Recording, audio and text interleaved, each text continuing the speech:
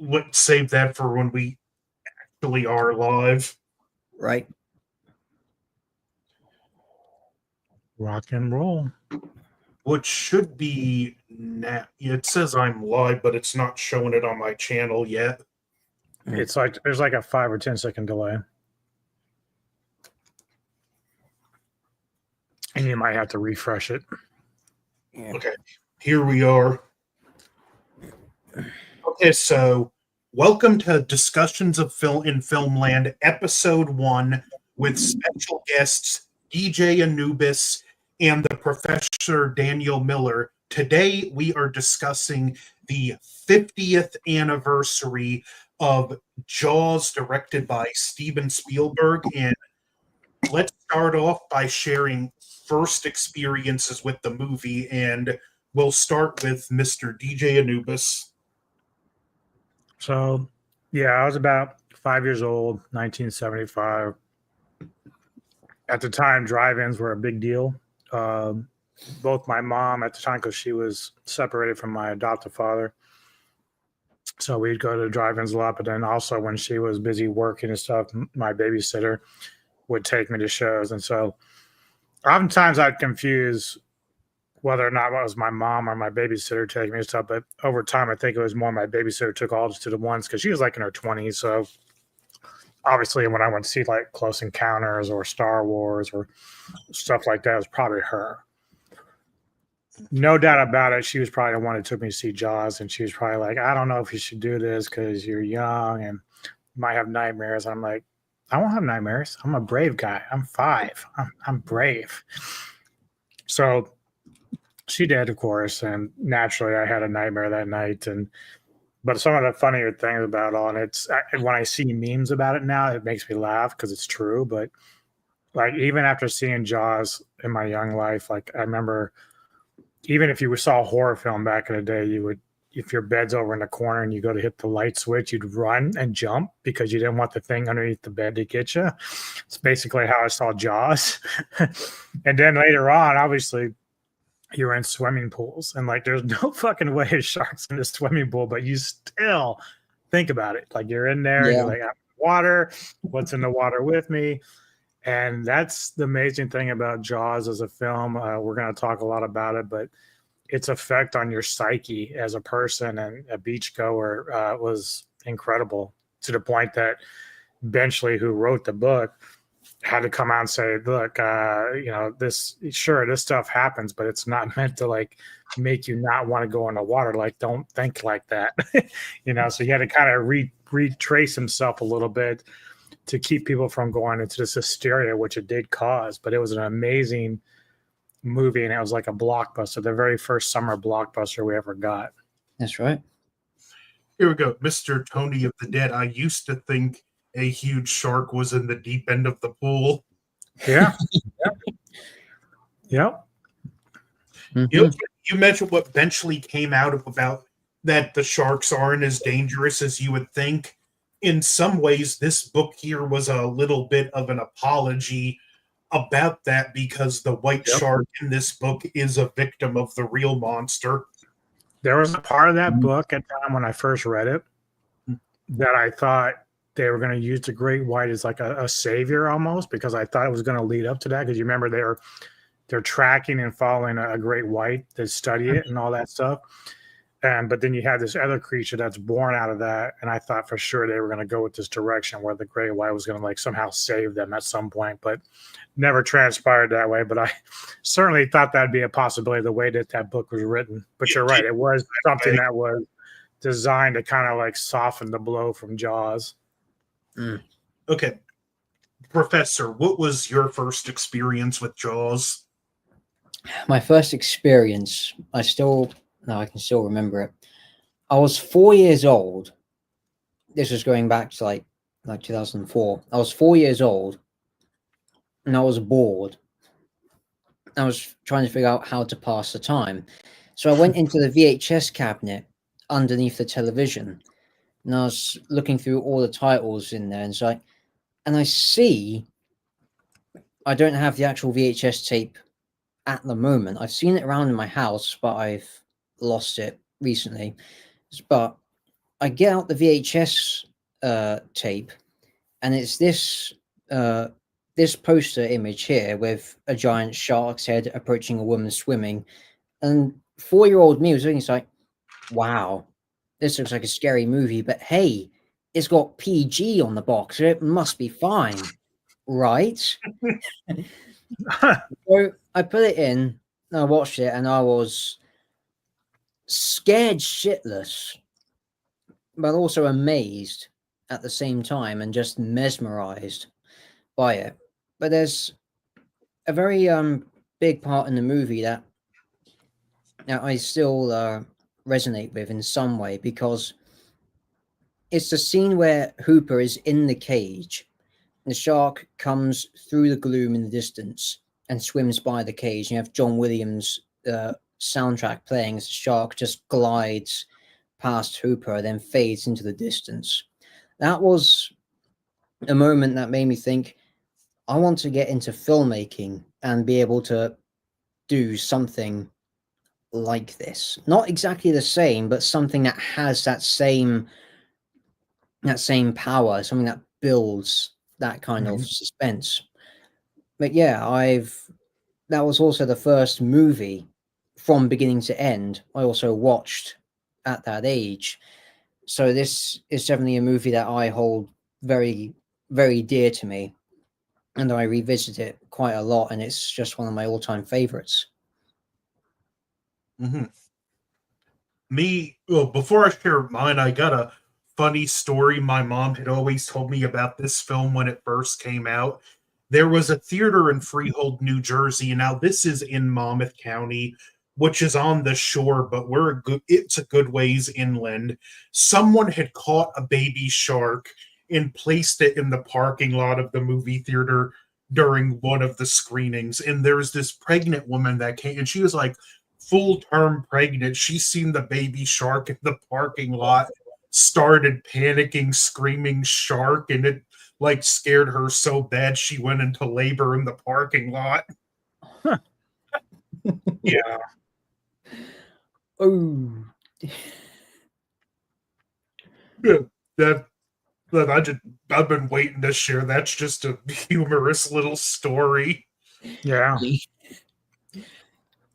But me, I was probably 4 years old myself. My mom rented it from a video store, and my mom had told me I just silent, glued to the TV, watching the whole movie.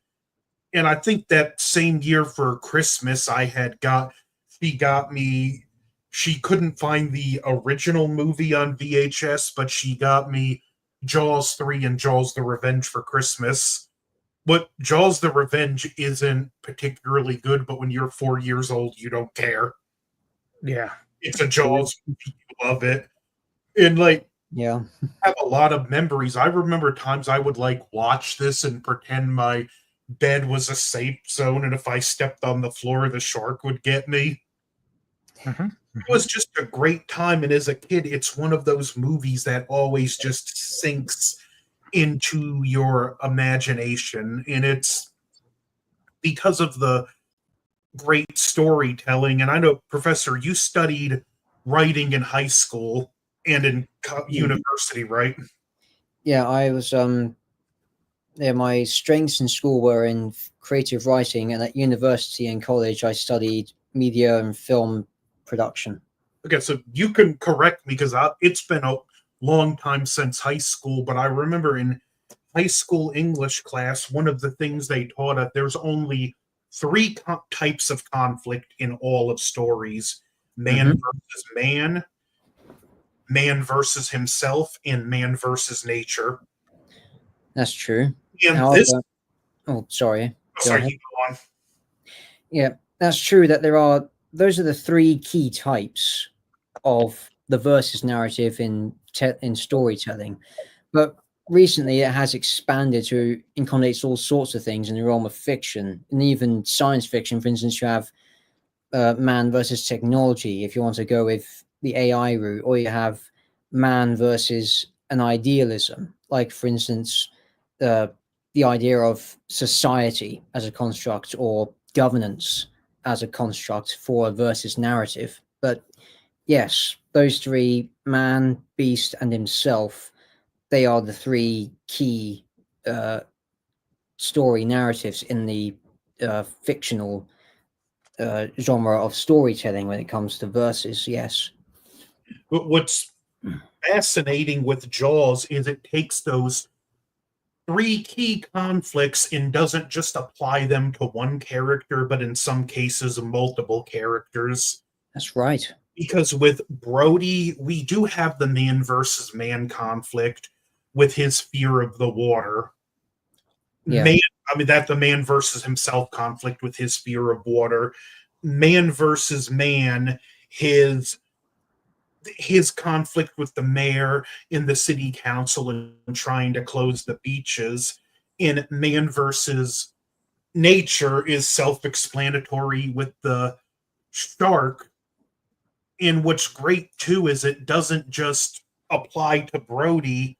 All three of these characters have a little bit of those conflicts in themselves, whether it be Quint's pride, Hooper, who does have a little arrogance. They're trying to have to fight that in themselves. They're fighting against each other, and of course, they're fighting against the shark. That's well, right. the thing that's so wonderful about the film is that, when we talk about horror, oftentimes we're like Alien, we're speaking about a creature that is only really in fantasy or fiction. But when you're dealing with like a shark, we know they exist. They actually do exist. They have attacked people before. So having a movie that kind of preys upon that fear of humanity when we think about the possibility of being in the water when there's a shark there is like terrifying. Like you just, and that's what makes Jaws work so well, because even though we may not see a shark of this size ever again, the reality is they do exist and they do attack. So it's like, it's crazy. Yeah, Nubith, look what Kevin typed.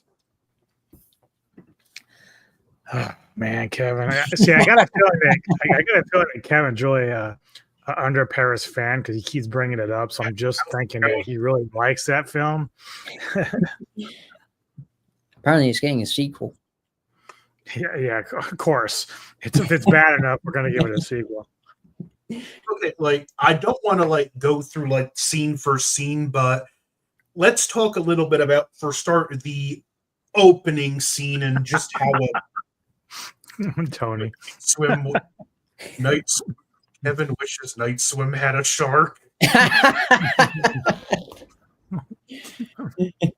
Okay, talking about the opening scene for one of them, let's kick it off and we'll start with the professor talking about this opening scene and how effective it is.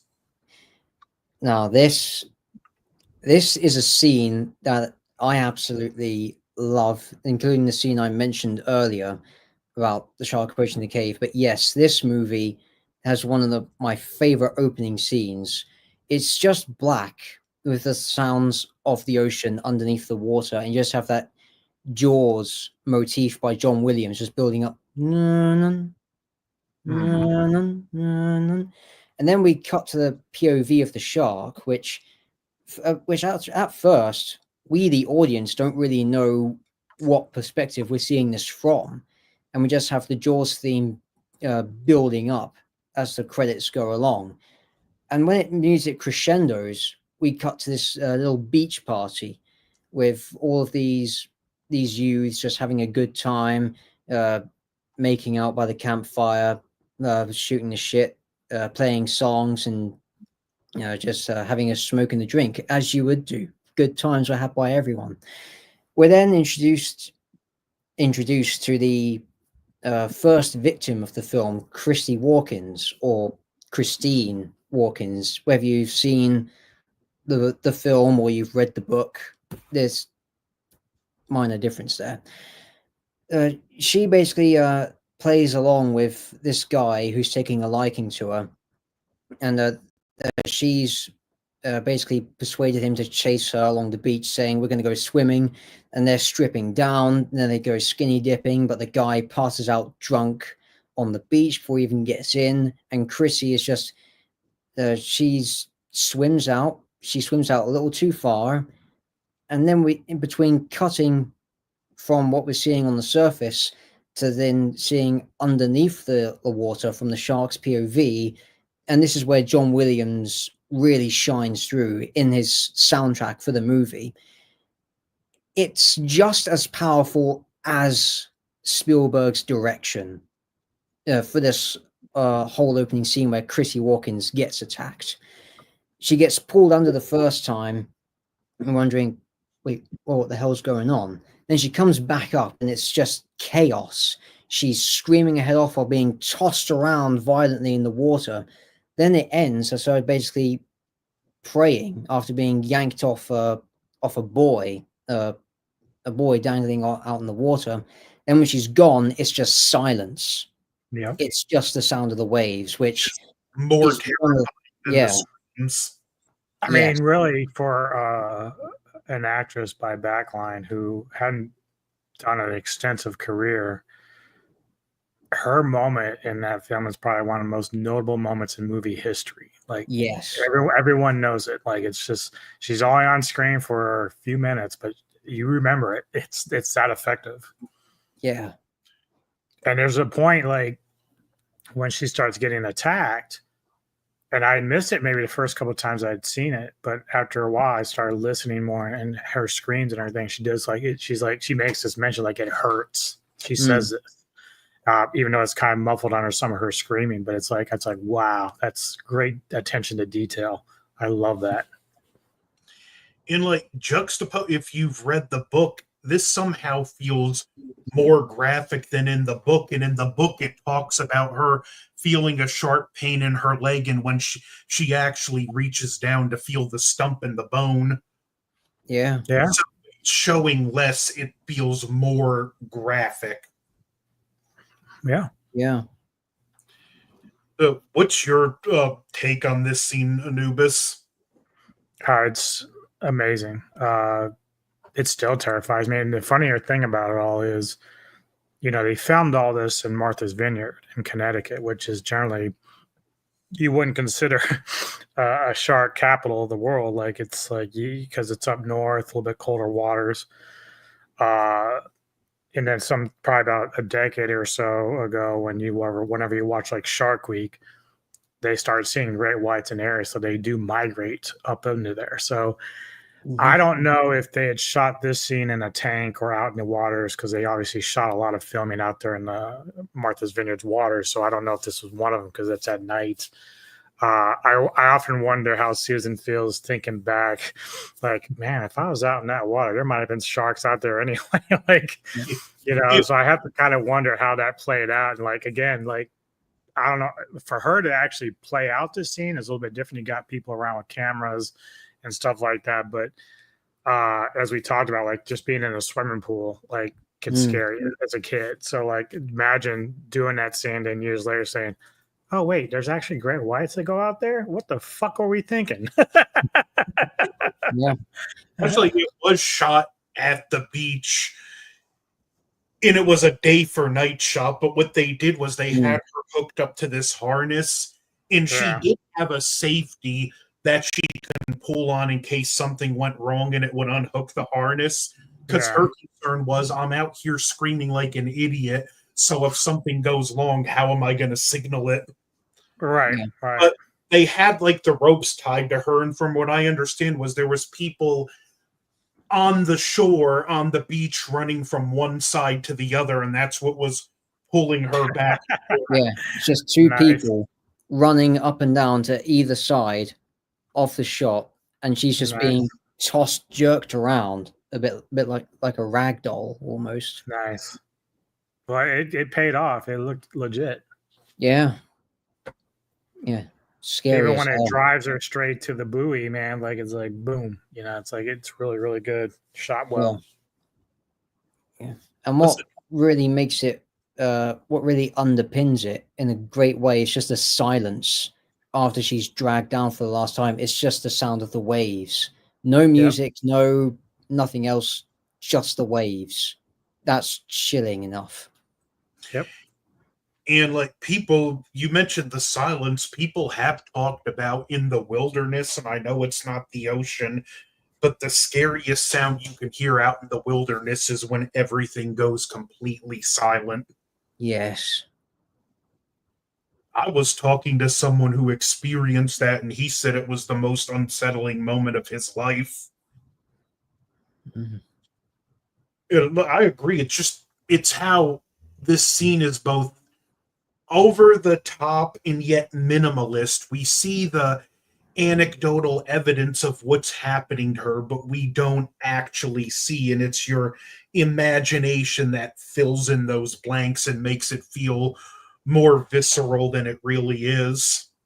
That's Mhm. correct. And then we get basically introduced to the rest of our characters, and we have a lot go on. Brody's desire to close the beaches, the mayor stops him, and because of that, it leads to a tragedy where a small boy gets killed by the shark, and it's a Alex Kintner. yeah, it's another one of those moments that just sticks with you, and the way it's shot is brilliant too because it almost looks like the shark grabs him, flips, and goes under.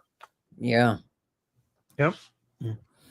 And it works because although there was a behind the scenes picture of the actual shark's head landing onto the raft, it didn't make the final cut because on top of the technical difficulties they had with the shark in the waters at Martha's Vineyard, because of all the salt and of course how cold the water was, Spielberg felt that it was just too much. So they deliberately decided to dial it back a There's little bit. actually Really good. deleted scenes where the shark's pushing Kittner through the water in his Oh no, mouth, and it's like, no, that's actually Michael.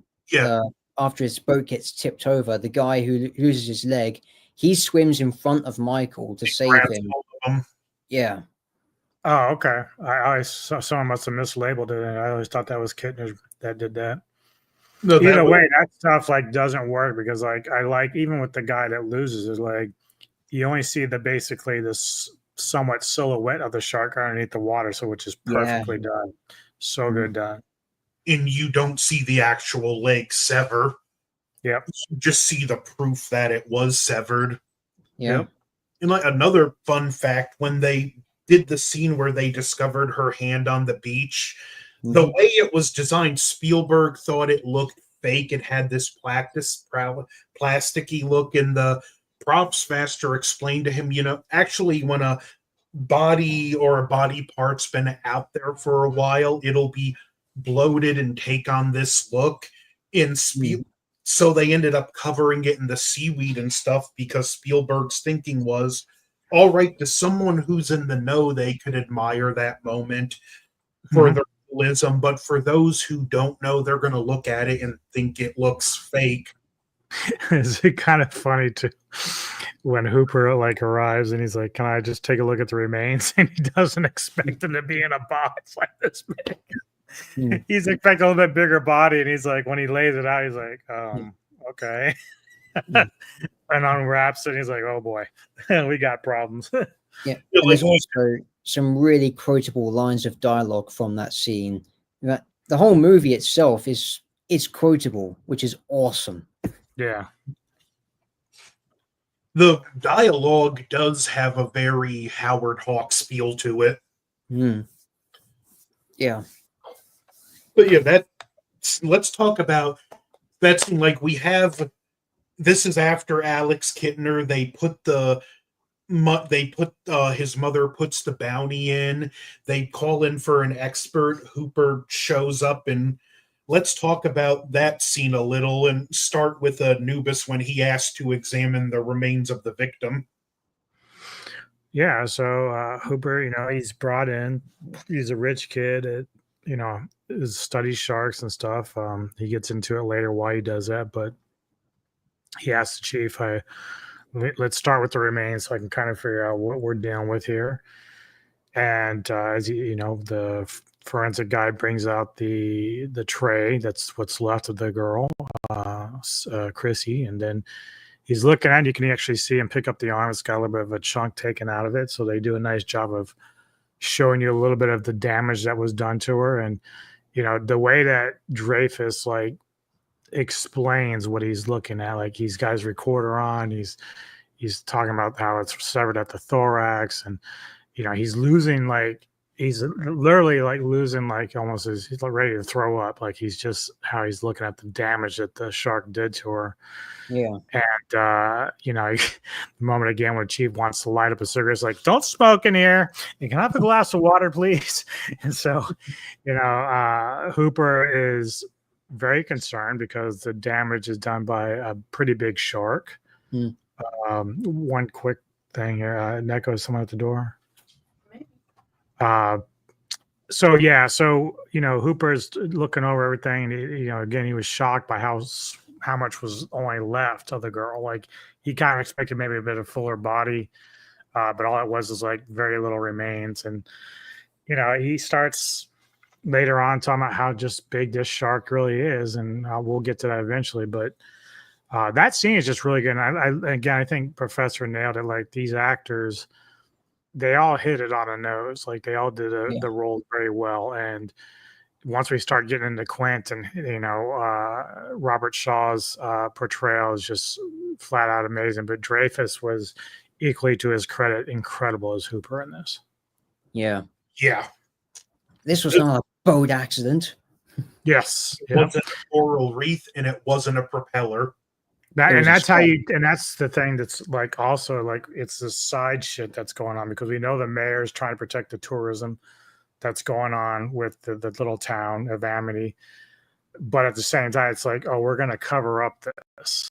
You know, we're going to cover up that it was actually, because the forensic guy that first checked her out said it was a shark attack. He knew it was a shark attack. Mm-hmm. But he's also under pressure from the mayor to like, oh, we can't have a shark out here. People won't come over here. So it's that's the other thing kind of makes you angry. So you're anxious for people in the water, for the shark, but then you're angry at what's going on with the politics of the town. Yeah. So I love that dynamic between what's going on between the mayor, the chief, and then of course the rest of the town and everything. So it's pretty crazy. And if you read the book, yes, there is a mafia subplot in it, but one of the things I do like in the book, and it shows just how bad of a situation this really is for the town, the book really hammers home how a bad summer can ruin a community like this for years to come. Yes. Because there's a scene when, after this, we discover the tiger shark. Hooper's trying to measure the mouth, and this ain't adding up here. And he goes to do the autopsy, but before that, they have the dinner at the Brody house. And I wonder if anyone else kind of gets this feeling too. Hooper's talking about territoriality, and he goes, "It's just a theory I happen to agree with." And it's that momentary pause before he says agree with. And I kind of gets the sense that that's actually his theory. And he like catches himself because he's like, okay, I'm trying to help. These people need help. I don't need to sound like an arrogant know-it-all right here. So it sound like it might be his theory, and he's just trying to be humble about it. Yeah. Yeah, probably. Mm-hmm. Yeah, I also noticed that little pause before he says agree with, in the sense that, okay, he has a very rough idea, but he doesn't want to say it's his idea explicitly. So he's masking it as a theory that he's heard from somewhere else under a different circumstance, and he's applying it to this situation. But that's what's great about the performance, just those subtle things like choosing a little pause between two words can put so much more weight and potential context in the line delivery. Yes. I like how he's like, well, we're going to go catch him out because they feed at night. And Brody's like, oh, I'm not going out there. Yes, you are. I'm not drunk enough to go out on a boat. Yeah. You're going, no, I'm not. Yes, you are. No, I'm not. Yes, you are. I can't do that. Yes, you can. Yeah. You see the for Brody's man versus himself conflict there, where he's torn. It's his job. He knows he needs to do this. But because of a drowning, and we're not giving the specifications on who drowned, he has this fear of the water. Yeah, and then it comes full circle at the end. Yeah. Yeah, he's like, I was always afraid of water, and he's like, I can't imagine why. I also liked this little line of dialogue between Hooper and Brody when they're on the boat and they're scouring the ocean for the shark, and Hooper's like, well, Brody says doesn't make any sense. They pay a guy like you to watch sharks. Doesn't make sense for a guy who hates the water so much to live on an island. It's only an island if you look at it from the water. That makes sense. Yeah, the dialogue's so good in this. Like just the way they work together. The dialogue just feels so natural. Yeah. You know, like we do have the autopsy scene after this, and fun fact, I don't think it was the same license plate, but in Deep Blue Sea, when they pulled the license plate out of the tiger shark's mouth, it was the same. It was identical to the license plate from Jaws. It was an exact replica. It was confirmed on IMDb. That's cool. I didn't catch that. Yeah. But we go to the Ben Gardner scene, which is probably the best scare in the movie. Yeah. The head in the hole. Since the professor has a way with words, I'll let you talk about this scene.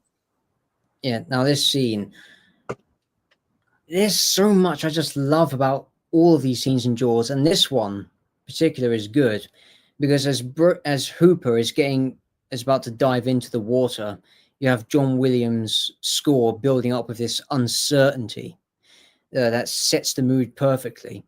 And when he's in the water, we're seeing him look through the damage in Ben Gardner's hull. He picks out a great white tooth from there, from size of a shot glass.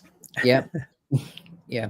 And just when you least expect it, he's swimming up to another hole, and the whole sound, it's just the soundtrack, bar John Williams score, it's just the ambience of the water, and that's it. That, along with Williams' score, again, it just makes the scene very scary, very suspenseful, but it's very perfectly paced as well. Like, it's not drawn out for a long time building up to the jump scare. It happens naturally in the flow from shot to shot. And when you actually have the head come out of the hole, first time sawing this, I was petrified. And I just got behind the sofa and just hid behind the cushion. But yeah, seeing that there, it's like, Jesus Christ, that's a really good prop that they've done there. But then it all comes, the music, the soundtrack comes to a sort of tail off when Hooper drops the light and the tooth in shock. He comes up gasping for air because he's basically shitting himself at this point. And then the music just sort of dials off toward the end after the 2-note motif that we usually associate with the shark theme. That dials off toward the end. Then we cut to the next scene, which is Brody, Hooper talking to the mayor, saying that I pulled a tooth the size of a shot glass from the tow wreck of a boat out there, which they explained was Ben Gardner's boat. And the mayor's like, well, you don't have the tooth, so where's your evidence that this was a great white? Yeah, I just love how he's like, they're looking at the sign. Yeah, and he's like, see that, Chief? That's vandalism. Meanwhile, Hooper's like, well, that's very accurate, though, the way you're going. Sick vandalism. That is a deliberate mutilation of a public service message. I want those paint-happy bastards caught and hung up by their Busker Browns. That's like the biggest concern he has. The mayor is so frustrating. But But he's played brilliantly by Murray Yes. Hamilton. He was Yeah. great in the role of Mayor Vaughn. Yep. More And again, that happens after the lagoon scene, because you know, that's when she's basically walking up to him, is like, now you're gonna sign this bounty that Quint's gonna have. We're gonna pay him the money to get this shark. And he's like, you know, the mayor's still trying to go. In fact, he's like, dude, my kids were on that beach too, man. Like he now understands. It's like starting to click, you know. Again, what's in the book with the Ben Gardner scene, which plays out a lot different. It's a lot sadder in the aftermath, because there's a scene where Brody's talking to his wife about it, and it turns out that like the only real meat his family gets are the fish he catches. So his death is just putting the family in that much more of a tight spot. Mm-hmm. Yeah. But yeah, There's no doubt the book has a lot more detail about the life of Amity and stuff like that, but I can see why Spielberg didn't spend too much time on that. It was mainly just like the trio of heroes versus the shark and whatever kind of carnage it was creating, you know. Walter. Hope you guys are having better internet than I am. Not that bad, huh? I will talk about, like, there was Steven Spielberg with this film. He talked about a scene he thought up that he wanted to put in but didn't film it, where the harbor master is watching this film, Don't Go Near the Water, and we see the sails of these boats start moving, and when he goes to rinse his coffee pot out in the harbor, the shark grabs him. And now I'm not advocating rewriting this film, but I have like thought about, as someone who is something of an amateur writer, I do like to think and look at some films and like, if I were to remake this, what would I do different? What would I add to it? And with this film, this is one of those scenes I think I would add in, as well as flesh out the relationship with Brody and Hendrix a little more, because when you watch it, it's clear that like Brody is like grooming Hendrix to be his right-hand guy. Yeah. But that's something too, and I'm not saying the film could be done better, but it's just the way my mind works. And as an exercise, I'm like, okay, that could be something I would write into the story myself to flesh out the characters a little more. You know, the funny thing is, and I don't even know how people would respond to it, but like, I don't know if I would rewrite Jaws. Like, I kind of like it the way it is. Same. But I do like the fact that you want to explore like the one thing I've always said about certain movies is, especially when they're that effective like that, is like, what is the aftermath? Like, how do people deal with the aftermath? So let's skip Jaws 2 through 4, but let's make another sequel to Jaws that just deals with the aftermath. Like, no more shark, just aftermath. How the town rebuilds, how, as Anthony put it, that Brody kind of deals with mentoring the deputy to try to take over in the future, how Brody has changed his way of how he deals with water. It's not going to be as exciting as Jaws, but it's going to be very interesting, because it's going to be more based around the people and fleshed out of like how that incident affected everybody in that town. And I don't know, I'm probably one of those people that, you know, some people won't be down with that, but I'm like, I'd be down with that. I'd like to see something like that. It's funny you should mention that, but first you did want me to show this of your Jaws collection. Yeah. And I'm so jealous of this 3D poster here. Yeah, it's I got that bigger one for my mother-in-law, but she already, the little one was hers, but she ended up giving that to me, and she gave me some bunch of other shit I'll show whenever we get a chance. But yeah, so I got that big one like years ago, like when I first moved to Maryland. So I got, because I knew she was a big fan of the movie, and so got it for her. But eventually she yeah, when they moved, they were just kind of downsizing, so I kept pestering her about shit. She eventually just gave it all to me. Which I'm like, hey, it didn't hurt my feelings. I'll put it up. No big deal. Since you mentioned like a sequel like that, I've thought of like my own concept for a sequel, and it would focus on a grown-up Michael and Sean, and my story would be it would take place years after the second film. Michael would have stayed in Amity and ultimately gone into law enforcement, become the new chief of police, where Sean, because of his experiences, especially after Jaws 2, he went into marine biology to confront his fears. Yeah. Didn't they reverse that though? Wasn't it Michael that ended up doing? Yeah. The roles were reversed. Yeah. The whole emotional core of my story would be these two brothers repairing their relationship, because I would have Brody die while Michael was taking his marine biology finals, and Brody wanted him to finish the finals instead of being there. And naturally, Michael never quite forgave his brother for not being there. So they have this strained relationship, and it's Michael, who's the marine biologist, that comes back to town. And not only do they have to work together and find a way to stop this shark, but they have to actually rebuild their relationship in the process. Yeah. That's that actually a very good plot. Yeah. Yeah. And it also lets you put the shark more in the background, because I feel like the mistake of the sequels was the shark was put in the foreground too much. Oh yeah. Yeah, definitely. Yeah. I mean, and we've learned, because if you make a Jaws, like say Jaws 2, make it more in the line of like Godzilla -1, where the human part of it is a bigger part of the story rather than the shark, I think it would be more effective. But at the time, it's like, you know, how it is, like no matter whatever a movie debut does so well, there's so many people trying to capitalize on the success that they try to mimic that and then take it even crazier and crazier.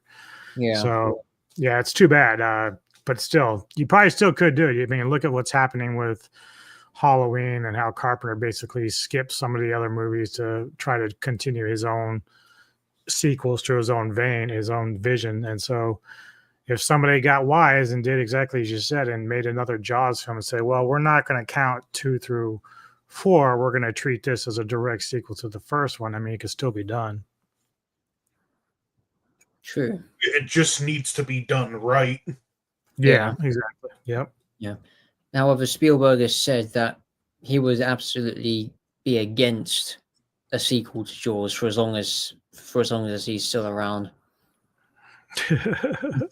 I'll say that this may be unpopular, but I'm not necessarily opposed to sequels or remakes as long as the people in charge are fans. Like, if they were to remake Jaws and put the professor in charge of directing, like, I know your knowledge of classic films, I know your love of films, I know your love of this film, and I'll be like, you know what, this is a true fan. I think he's going to do a good job. Well, see, Jaws, if they did a sequel, we know that Kevin Lambert would want Space Godzilla in it. So, oh yeah, yeah.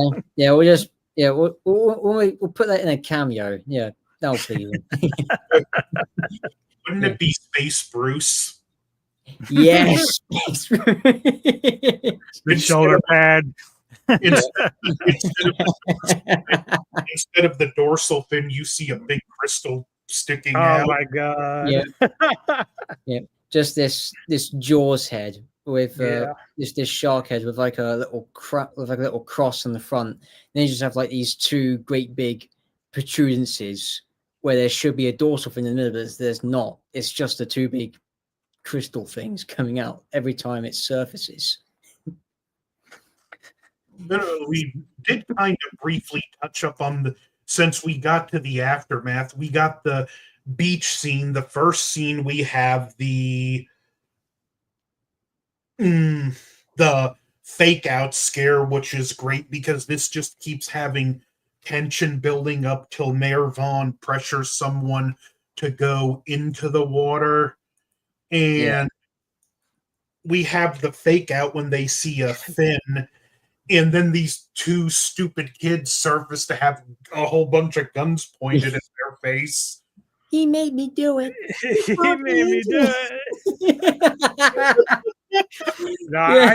I do love when the mayor's trying to get one of the other guys to go out. It's like, hey man, no one's getting the wires. Well, I just put some suntan oil on it. He's like, Right. No one's going in. yeah. Please enjoy the water. I've been like, dude, you're talking a lot of shit. You get your ass in the water, then I'll go. Exactly. But like, where's your swimsuit? Yep. Right? But now we got that fake out, and I love this is such a sucker punch because right after the fake out, we have the actual shark attack in the pond where Brody sent his sons. Yeah. And who wants to take this part? Yeah, everyone's like, at the beginning, he's like, why don't you take your boat into the lagoon? It's safer over there. And Michael's like, oh, that's for babies. He's like, yeah, just do it for your dad, though. Okay, come on, go over there and do that. Yeah. And I think Sean's on the beach at this point, just playing in the sand. But Yeah. so yeah, you get the two kids that are with the fake cardboard fins, and they're trying to prank people. But it's like, dude, are you fucking stupid? What are you doing? Mhm. But they're kids, so they almost get shot in the process. But then, like, this girl sees another fin going into the lagoon, and clearly this is the real deal. This is the real shark. So Yeah. she starts screaming shark. And of course, at this point, people are like, oh my God, is someone crying wolf again? Really? But Brody starts getting a little more nervous, and he starts running and trying to get back to the lagoon. Now we have this great scene where this guy is just by himself in his little boat, and he's fishing or something. Or maybe just rowing around. I can't remember. But yeah, just rowing around. he sees the young boys with their little boat. They're having some issues with the sailors, and he's like, "Hey, you guys okay over there?" He looks like he's drunk. Yeah. Then you see the fin by his boat and capsizes him. Yeah.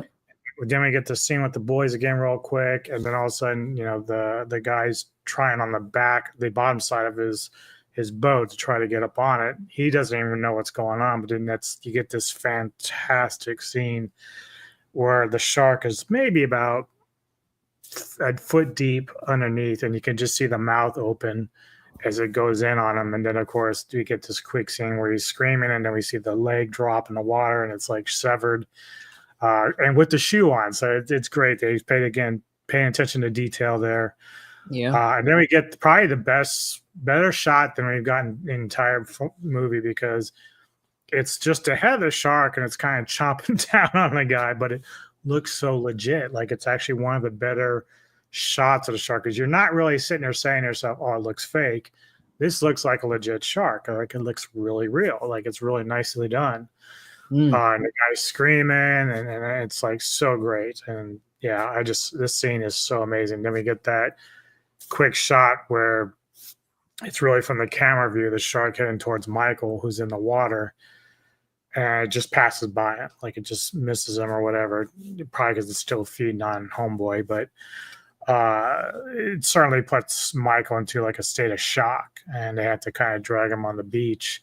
Yeah. And make sure he's okay. But yeah, it's pretty crazy. Hey, my mother-in-law's here. She's looking. She's checking out my great stuff that she gave me. So I haven't showed off all the other stuff yet, Debbie. What? She joined YouTube?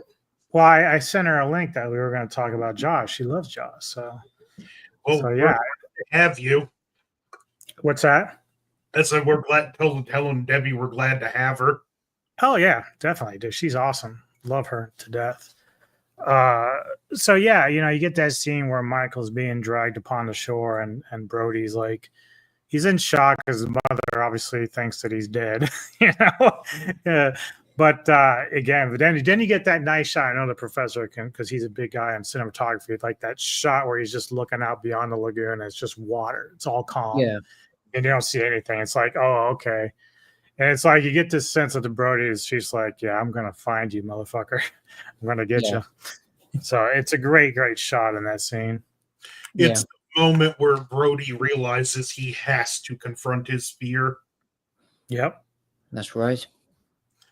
Listen, we have the scene in the hospital where Brody finally pressures the mayor to hire Quint to catch the shark. But I love the exchange with Michael where she's like, do you want your Hot Wheels. Do you want ice cream? Ice cream. Yeah. It's Yeah, just, that's even better because again, that talks to Anthony's fleshed out part. Because again, how is this? How is this with the shark affecting everybody? And so even there's that point where the mother is like, Brody's like, "We'll take him home," and then she's like, "Back to Chicago." He's like, "No, New home." York. Yeah, yeah. So basically, she's ready to get the hell out of there. Like, she doesn't want to be on that island anymore. But Brody's like steadfast. He's like, "No, no. I took a job. I got to do this. We got to take care of this." And then we get that great talk with the mayor who realizes that even his own kids were in danger that he didn't even consider when he was trying to look out for the best interest of the town, as he puts it. But, you do that and you won't have a town left, And I like just how Brody isn't confrontational. He isn't accusatory. He's just very reassuring and a matter of fact. Yes, you were looking out for the town's best interest. That's why you're going to sign this thing and you're going to pay this guy what he wants. Yeah. Yeah. It kind of reminds me of, I've been rewatching the show The Last Ship, and there's a scene where the XO, who was an ex-cop, was talking to this one guy who messed up, and he's like, some people may believe in roughing up as a cop. I don't find any of that works. I find that if you just show the guy a little respect, calmly lay the situation out for him, and maybe offer him a shot at redemption, he'll be cooperative. And that's just what Brody's doing here. Yeah. Yep. Yeah, he's taking a little bit more forcefully. Like, it's funny earlier in the film when they first come to Brody about, misidentifying the shark attack as a boat accident. You can tell Brody feels a little bit of pressure or at least a little bit more timid when it comes to the mayor and how everything is run politically. Yeah. But as the film goes on, he's starting to get more of a backbone. He's like, no. People are going to see that you're the ones trying to feed them up as a smorgasbord. I'm trying to save this town. And now his backbone is coming. He's like, you're going to sign this. We're going to pay that guy. We're going to get this taken care of. And then we're going to save our town. So you see that whole dynamic with Brody in terms of his approach to just being a nice police chief to like actually being the guy in charge and doing what he's supposed to do to look out for public safety. And then we finally meet Quint in just another great scene. Robert Shaw plays it just larger than life and over the top, and this is just Quint establishing his dominance over both of them. Like, here, I know what I'm talking about. That's why you're hiring me. Even when Brody tries to show some of his newfound backbone, he's like, hey, it's my party, my charter. Maybe your party, but it's my vessel, my rules. You all listen to me. Yep. And like, Brody's smart enough to know, okay, we need this guy, so I better not challenge him, because if he says no, we're sunk. But I like how when they're first walking into Quint's building, and Brody, you can tell, is like enamored by all the shark jaws that he's got. Like, he's like, this guy actually does know what he's doing. He knows how to get the sharks. Yeah. Meanwhile, Hooper's like not impressed. Hooper's like, he's more of a study of the sharks, check them out and stuff. So he's not nearly as impressed. And then you get that dynamic where, Hooper wants to join the party. And Quint's like, well, here, tie me in whatever knot it was. And yeah, so he does this. Well, I haven't do this in a long time, but he throws it back at him, and they're just like, let me see your hands. Let me see. Oh, you've been pushing paper all your life. You got city hands, Mr. Hooper. Good for nothing but counting money. Yeah, it's such a good confrontation between the two of them. I thought it was so amazing. Yeah. And here's a crazy bit of trivia about the boathouse where that was shot in. The production team, after they finished shooting that, they took all of the props with them and they put the boathouse back the way it was, right down to the litter on the floor inside the building. Since you mentioned the production team, he's technically an uncle by common law marriage, but my aunt's husband, he worked as a carpenter on the set of this movie. Really? Oh wow, Yeah, so that's I awesome. met someone that actually worked on this movie. Wow. Speaking of which, Debbie mentioned no remake of Jaws. I mean, what is your guys' stance on that? Is it surprising to you that they haven't Yeah. even done one yet because of how I long mean, it's been out there? yeah. I Yeah, mean, I look at it as two ways. Jaws the Revenge, let's be real, it was the last nail in the coffin for Jaws as a franchise. I mean, Jaws as a standalone movie, it stood the test of time and is still doing so 50 years on.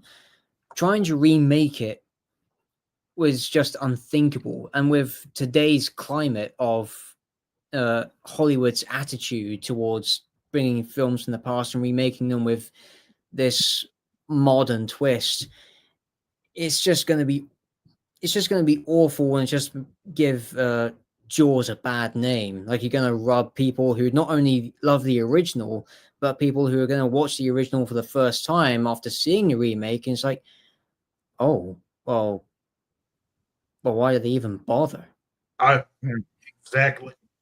Honestly, I'd kind of love to see not even love, but where not a direct remake, but a spiritual remake that tells a similar story and touches up on the same themes, but isn't directly Jaws, but follows after it, Yeah, would be more the way to go. But either way, I just want to see whoever's at the helm of this hypothetical project to be really passionate about the original movie. yeah, If we were to hypothetically even get a proper remake and it was made by someone who's a true diehard fan, who this is their favorite movie of all time and all that, and the studio would just stay out of the way, which is always the biggest problem with these remakes. yep, I mean, both RoboCop and the Thing prequel, similar story. Both directors said for every 10 good ideas they had, the studio would only allow one, and they both vowed never to make an American movie again. that's So right. it's keeping the studio out of the way, which when you look even with this one, the producers, they were hiding storyboards from the studio. They were holding back some of the dailies from the studio, and they Mm, were constantly running defense for Spielberg so he could make the movie. yeah, It's yeah, crazy they to are. me that it cost them $9 million to make this film, but they made almost 500 million Yeah, upon release. It's yeah. insane. Produced by Richard Zanuck and David Brown. Yeah. And yeah, it's also the movie that broke the record set before then, like Gone with the Wind and The Sting and all those other movies. And because there was even a poster that actually showed those movies' titles, along with the money that they made at the box office, going into the shark's mouth as Jaws was getting up in its theatrical run to the point where it became the big summer blockbuster that's renowned as today. It was Hmm. it was something nobody was expecting. Yet Spielberg and company made it happen. In we complained about stuff with the Oscars over recent years, but this is an interesting example. Mm, Nominated for Best Picture, but Spielberg didn't get the Best Director nomination. That's probably worse because, he all the frustrations that he had with the movie. yep. He's probably like, man, I really wish I'd get that best director because I went through hell. Yeah, there's a documentary on this, and it's about the legacy of Jaws. And there's a clip of, I think it's Michael Douglas talking about it. He says something to the effect of, "How do you nominate the picture for best movie, but not the director who made the picture?" Right. Yeah. Anyway, we finally get them on the water, and we have Brody laying the chum, Hooper stealing the boat, and Quint getting ready to fish. And I do like a nice touch because in the book, you can see again the streamlining. They keep going back to shore at the end of every day because Quint doesn't want to be out on the boat at night where you can't see where the shark is coming from. Mm. And Yeah. he also tells Brody too, if we lay the chum all night, the trail's going to be too big and it's just going to confuse the shark. Yeah.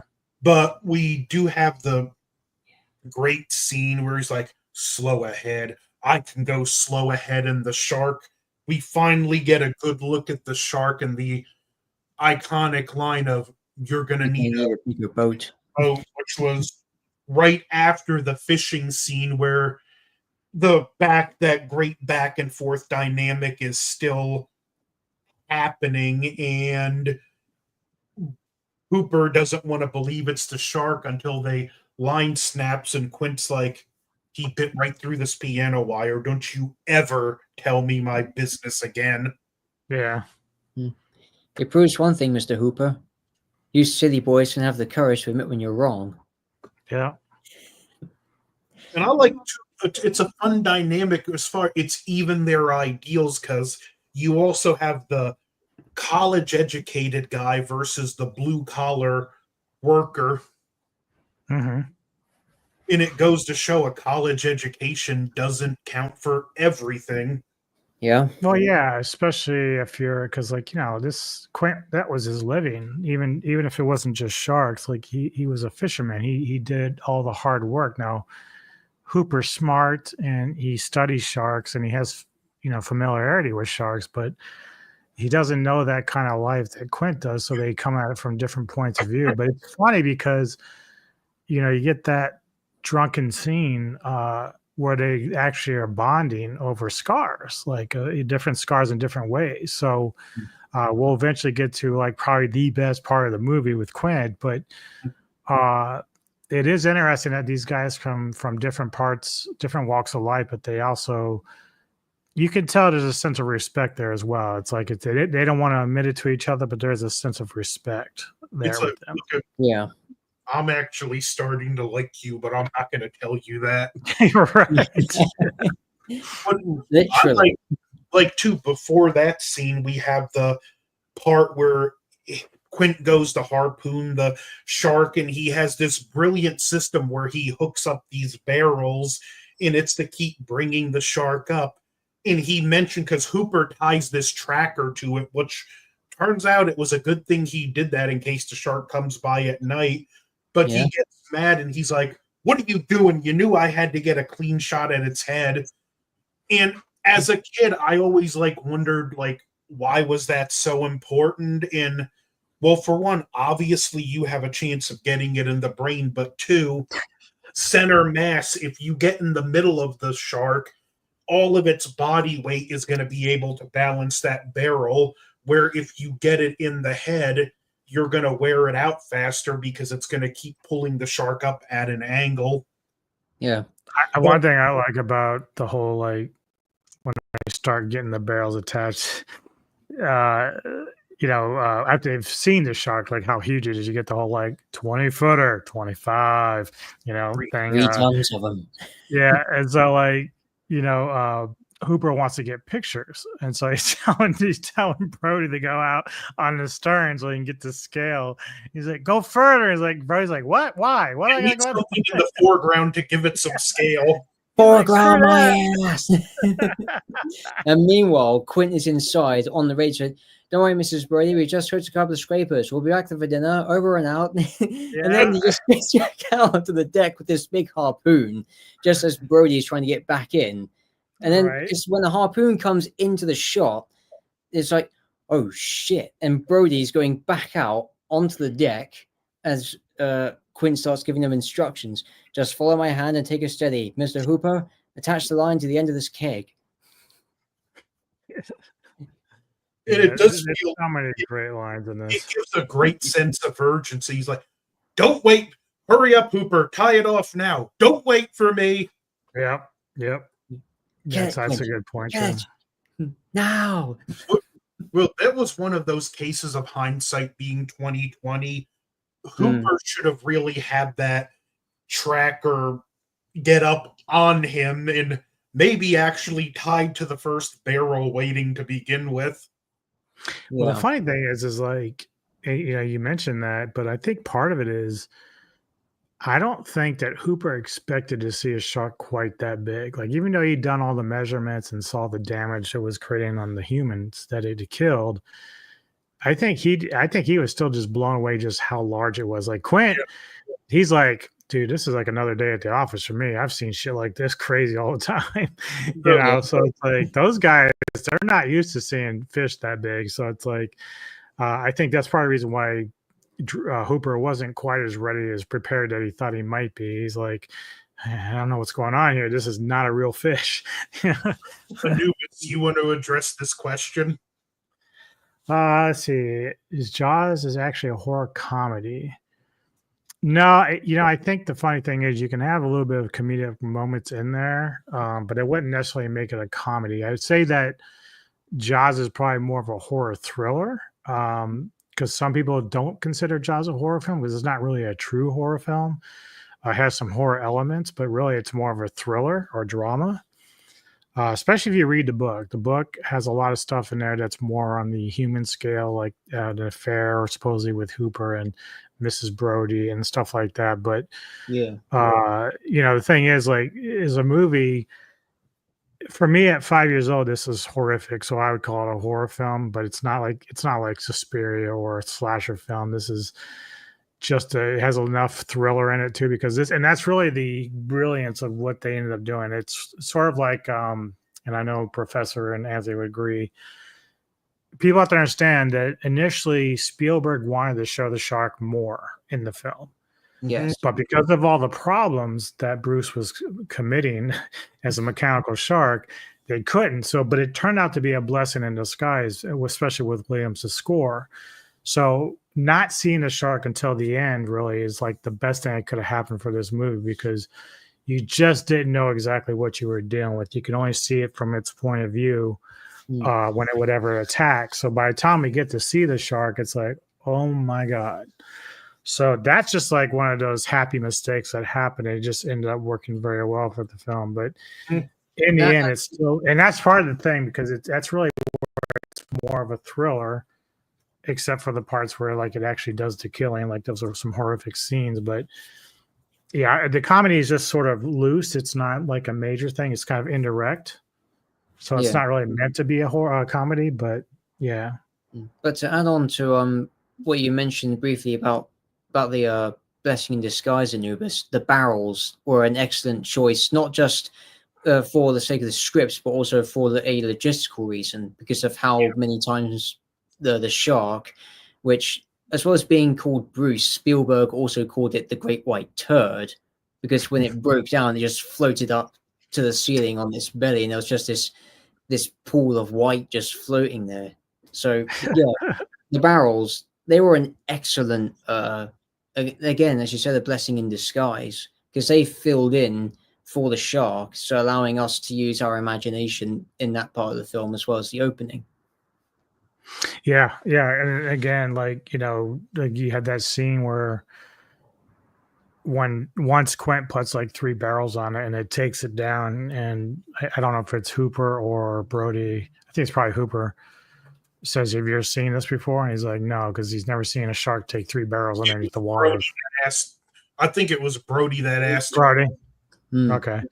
Yeah, but it's such a like very eerie thing, because even at that point, Quint, you can see he's concerned. A shark that's able to take down 3 barrels. He's like, I've never seen that shit before in my life. He can't go down with 3 barrels. Not with 3 barrels, he can't. Yeah. But after the chase scene, we get to the best performance in the movie. Yeah. First, we have the great scene where they're comparing scars, and then we have the Indianapolis scene, which, before we get into it, a couple interesting facts. It's not in the book, but Benchley said that had he known about it, because the Indianapolis information was just recently declassified, he would have included it in the book. And Benchley's housekeeper went to see the movie. Her son died on the Indianapolis. Oh, and wow. that movie was when she found out exactly how her son died. Yeah. Not a fun fact, but it's just a kind of an interesting thing about the story. Mm-hmm.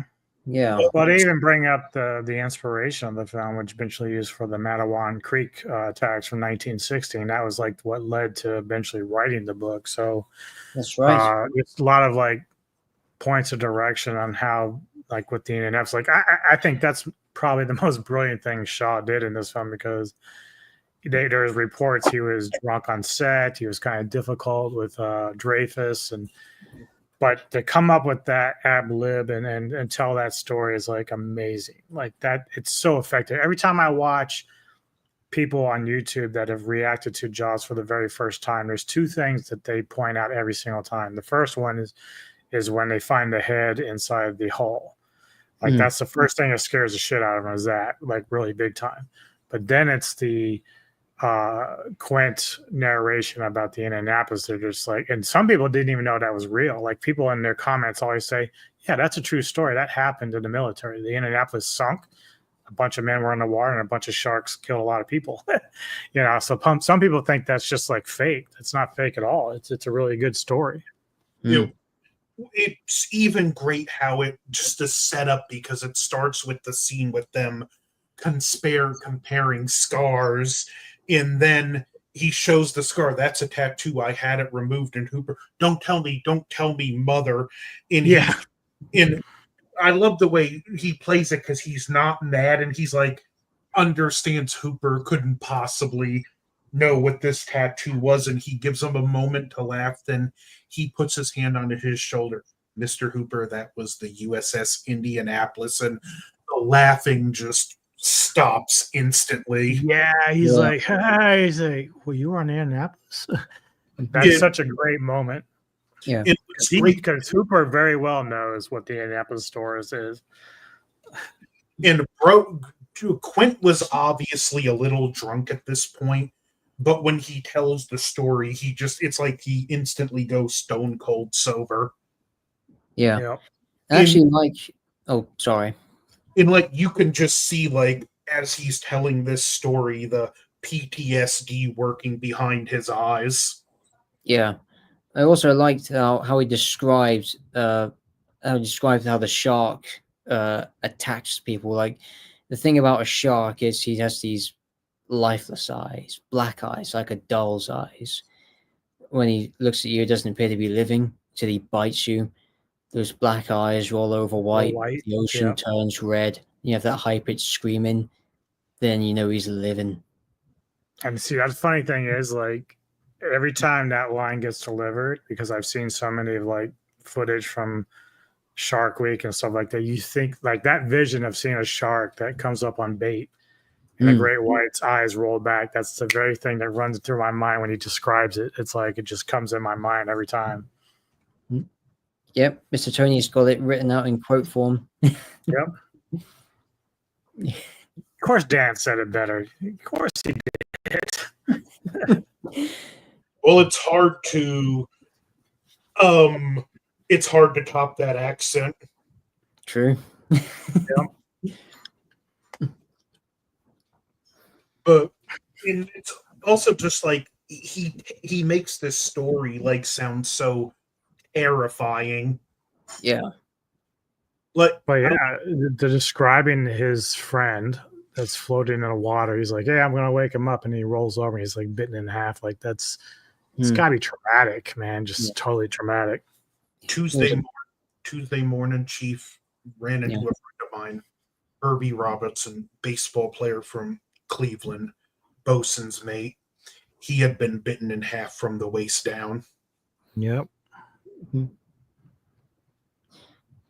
Since then, then, of course, he ends it by saying, like, I'll never put a life vest on ever again. Yeah. And even like the part you tell, but when he mentions about what the scariest part for him was. Yeah.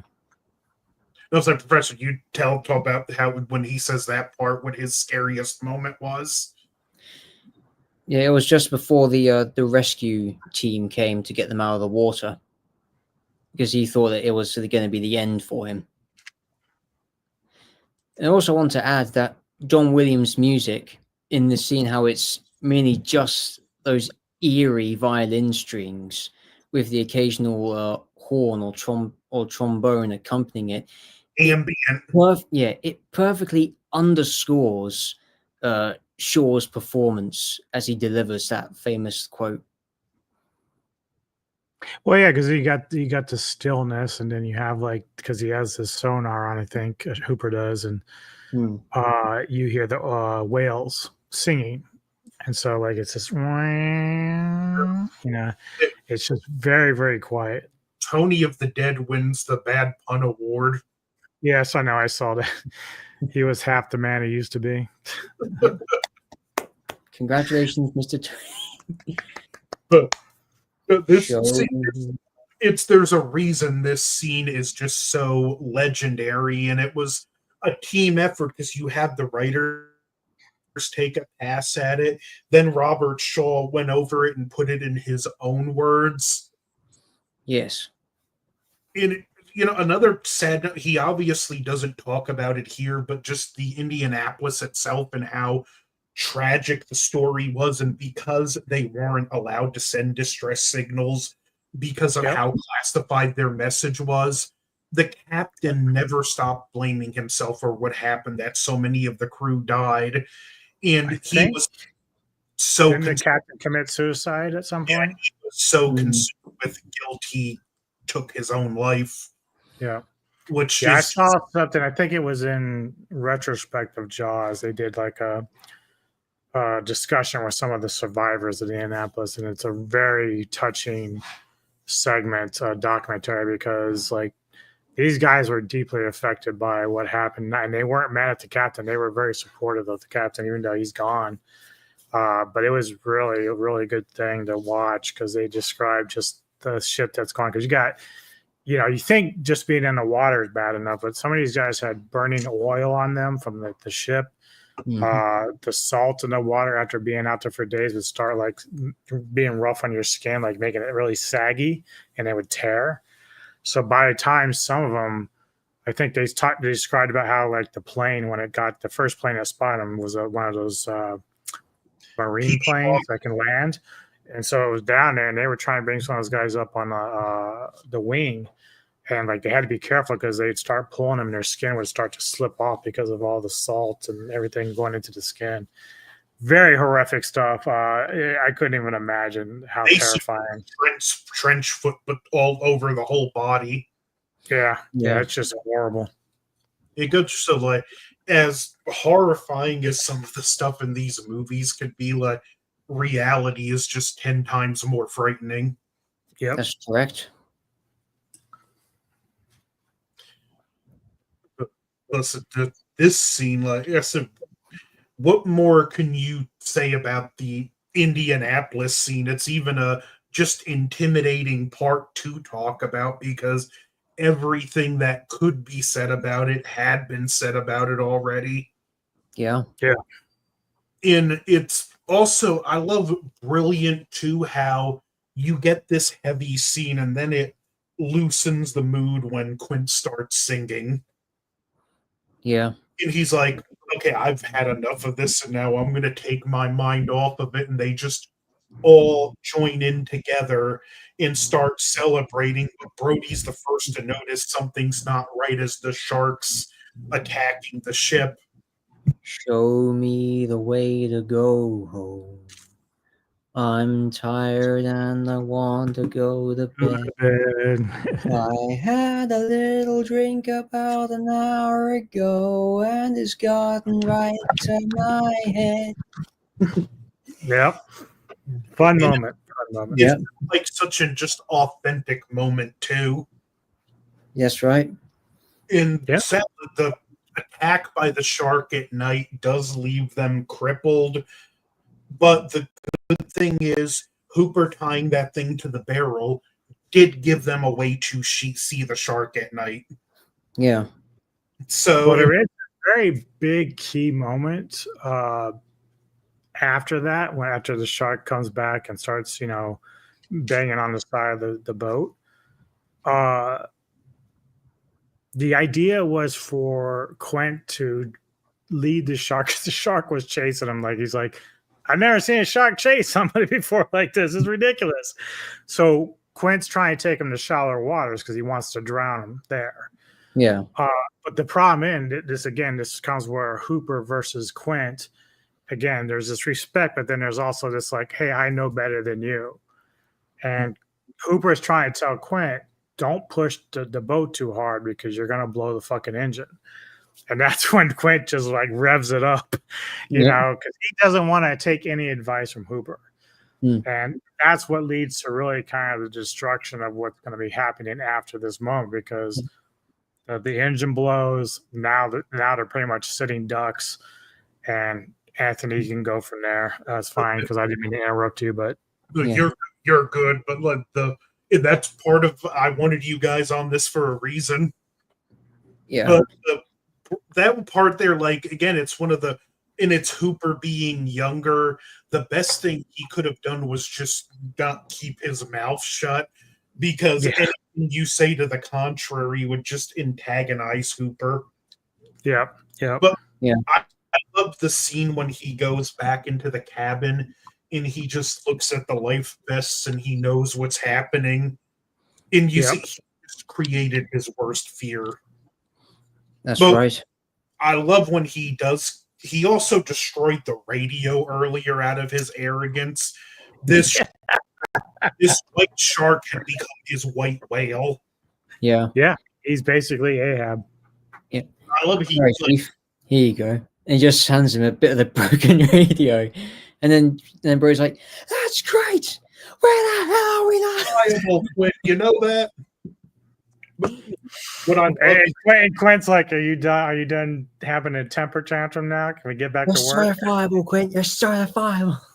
Yeah. What I love, though, is when he like just comes up to Hooper and you finally see he's letting that arrogance he has go, and he's like, Mr. Hooper, what can you do with this equipment of yours? Yeah. And he talks about, well, if I put this poison in him, and he's not even accusatory or skeptical anymore. He's like, can you get that little needle through his skin? And he's like, no, but maybe and even Hooper at this point, he's not even being antagonistic. It's just, no, but maybe if I get close enough, I can get him in the mouth, or I can then Hooper interject, that Stark will tear that cage, and he just snaps at him. He's like, you got any better suggestions? Yeah, every time he brings up the whole, like, if I can get this needle on his skin, it's almost like, if I build this wooden badger, you know, I'm... So then they're like, but that's the thing, though. Brody is right, too. He's like, you know, you're not going to survive in that cage. That shark's going to tear that shit up. And it does lead to some of the coolest scenes in the movie, because I recognized it right away, especially when I always knew I had like these books about shark attacks, and one of the more popular or famous stories was Ron Taylor, who was a spear fisherman in the 70s who got attacked by a great white and survived. He and his wife Valerie, they became conservationists for white sharks after that, and so they recorded the live shark footage for this movie, right? Which I thought was really, really cool. So, yeah, so I always thought that was a nice touch on the film. Can you guys hear that vacuum at all? A little, but it's not distracting. Okay. Hey, hold on. I just want to make sure we have people clean the house. So I don't want it to interrupt. So go ahead. Yeah. Sorry, Anthony. I'll let you go. Right. This was the scene I talked about earlier, when Hooper is in the cage and he's adjusting his goggles, and he just stops and stares. Then we just see the shark's silhouette slowly come into view with John Williams' music building up in the background. Then, because on the surface we only see the barrels coming by the orca with Quint and Brody watching. Meanwhile, we go back under the water and just see that we actually get a sense of scale of this shark right next to a person as it just glides silently past the cage, and Hooper is just watching in awe. Then as soon as it came into view, the shark just disappears into the distance, like it just ghosts itself into the gloom, and then there's just silence. It's just the ambience of the water speaking for the scene as we're left on edge, waiting for it to return. And when it does, it happens as a surprise attack from behind. We don't even register it until after we hear the sound of the cage being smacked into. Mhm. Even like before that, like I love the shot when he's in the cage, and you could tell like both Quint and Brody feel like they're sending him to his death. Yeah. And Hooper goes to like spit on the goggles, and the whole purpose of that is so they won't fog up when you're under it. He's even so scared he can't spit on them. So even he knows he's probably going to his death here, but if they don't try something, they're all going to die. Yeah. Yeah.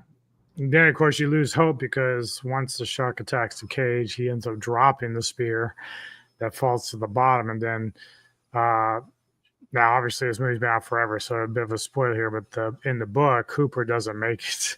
But in the movie, he does. He gets out on top of the cage and dives down into the coral reef to kind of take cover.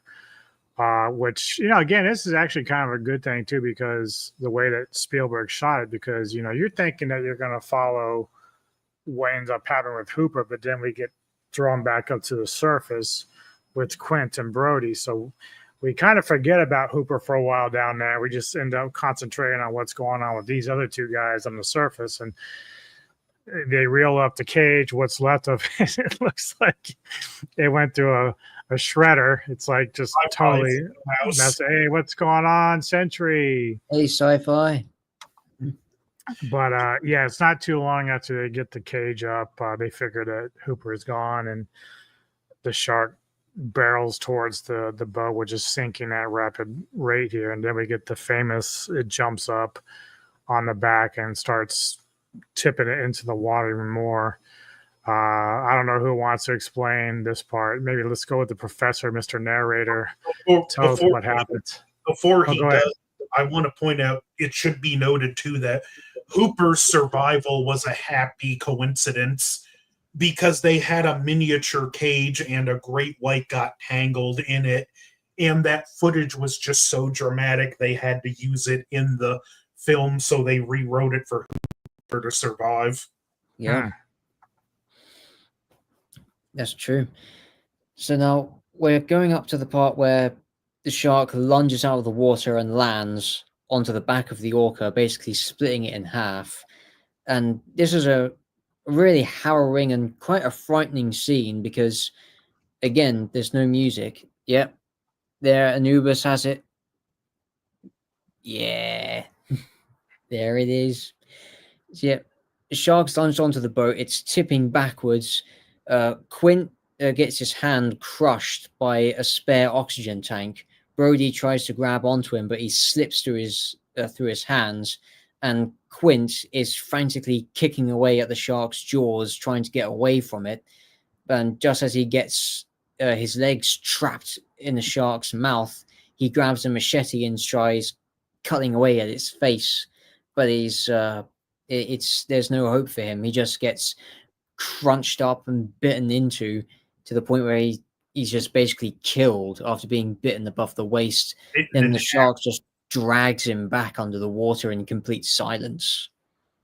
So I don't know if Anthony can blow up my picture real quick. I'm going to show you because Quint is in this mouth of the shark. Oh, on the diorama.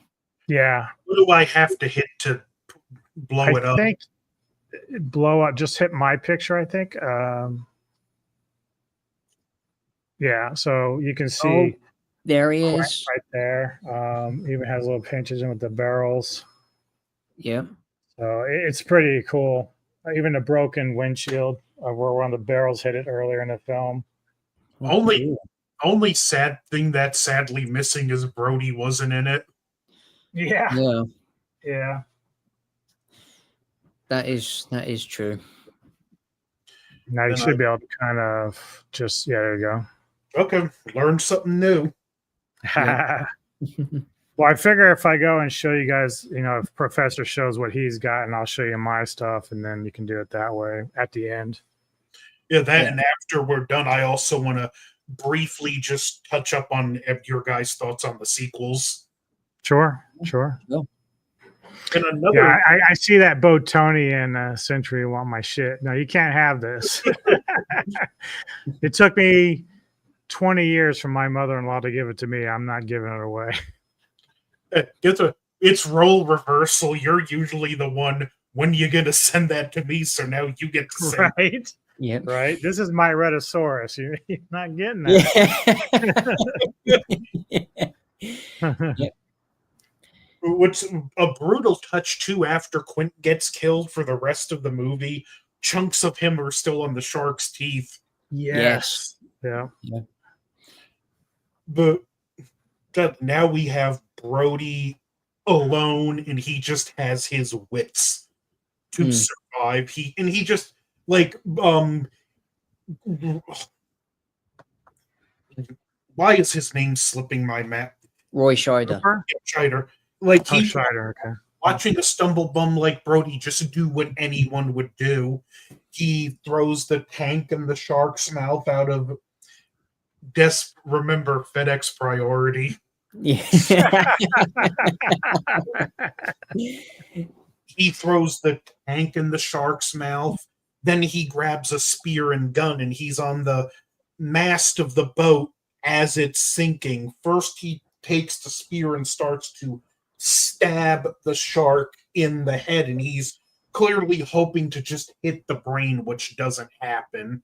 And then we get to the final showdown, Brody and the shark. If something drastic doesn't happen, Brody dies. At this part in the book, which is even more anticlimactic, right before the shark dies, Brody's only thought is he hopes he dies quick. But I'll let Anubis take out the final showdown. So yeah, so the ship's obviously starting to sink.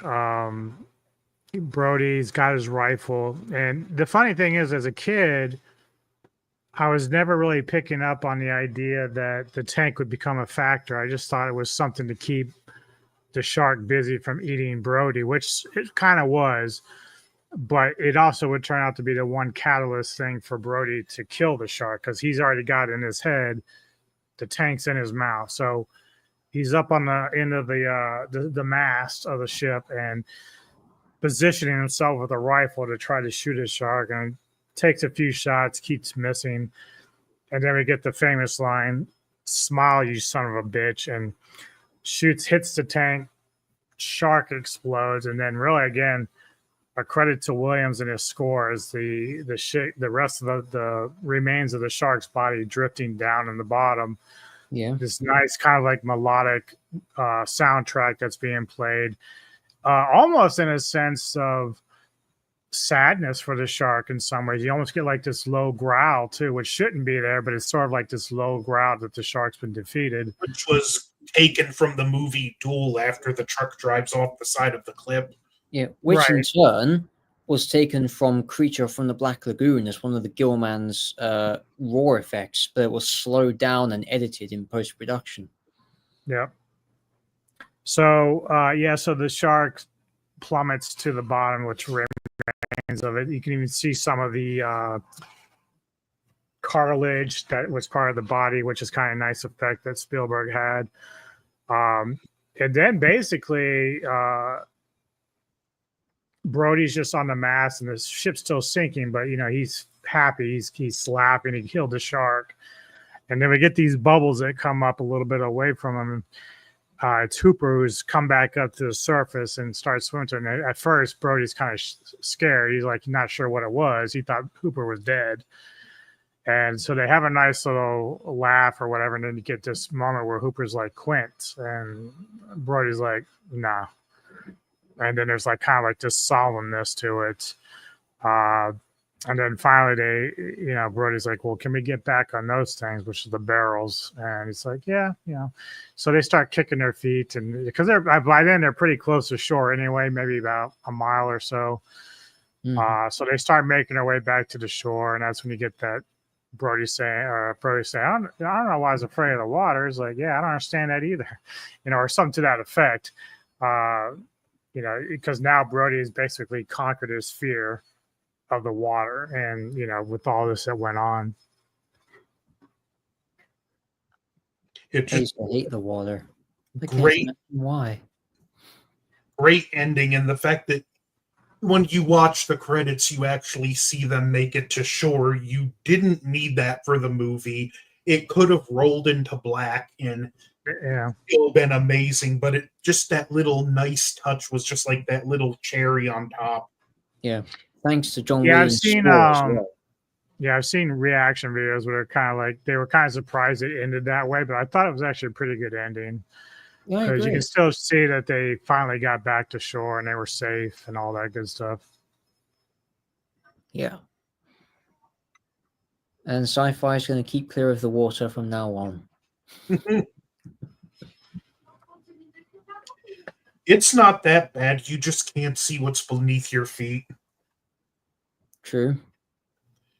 But I think we can all agree this movie 10 out of 10. Absolutely. Absolute classic. But Yep. there's no point even asking to rate this movie on a 10 scale because it's a giveaway. It's a But full out. I've never heard anyone say this movie is like a 9 or 6. I've never heard anyone say it. Nobody. Okay, kind of funny story. I have this friend that's like super argumentative, and he's the same guy that would argue for years that Peter Jackson's King Kong was better than the original because it had better special effects. And he went to see the movie The Meg in theaters, and he goes, "It was better than Jaws." And I just looked at him. I said, "Mark, you better the next words out of your mouth better not be because the special effects are better, or I will lay you on the floor." And he never mind, people were I mean, always- personally, for me, like I do like 76 and Jackson's better than the original, but I still like the original a lot. So I don't really have anything negative to say about the 1933 King Kong, but to say that it's better than Jaws, I think he's lost his marbles. Yeah. Probably that he just sees better special effects and he thinks that makes the better movie. But then No, again, not always. sometimes the older special effects look much better than the new CGI stuff because you can tell it looks rushed and shoddy because they didn't take the time to iron out the effects in post production. You look at a practical effect, it's like it actually works because not only is it done in camera, but it's tangible, meaning that it's interacting with the actors on set as well as the environment around it.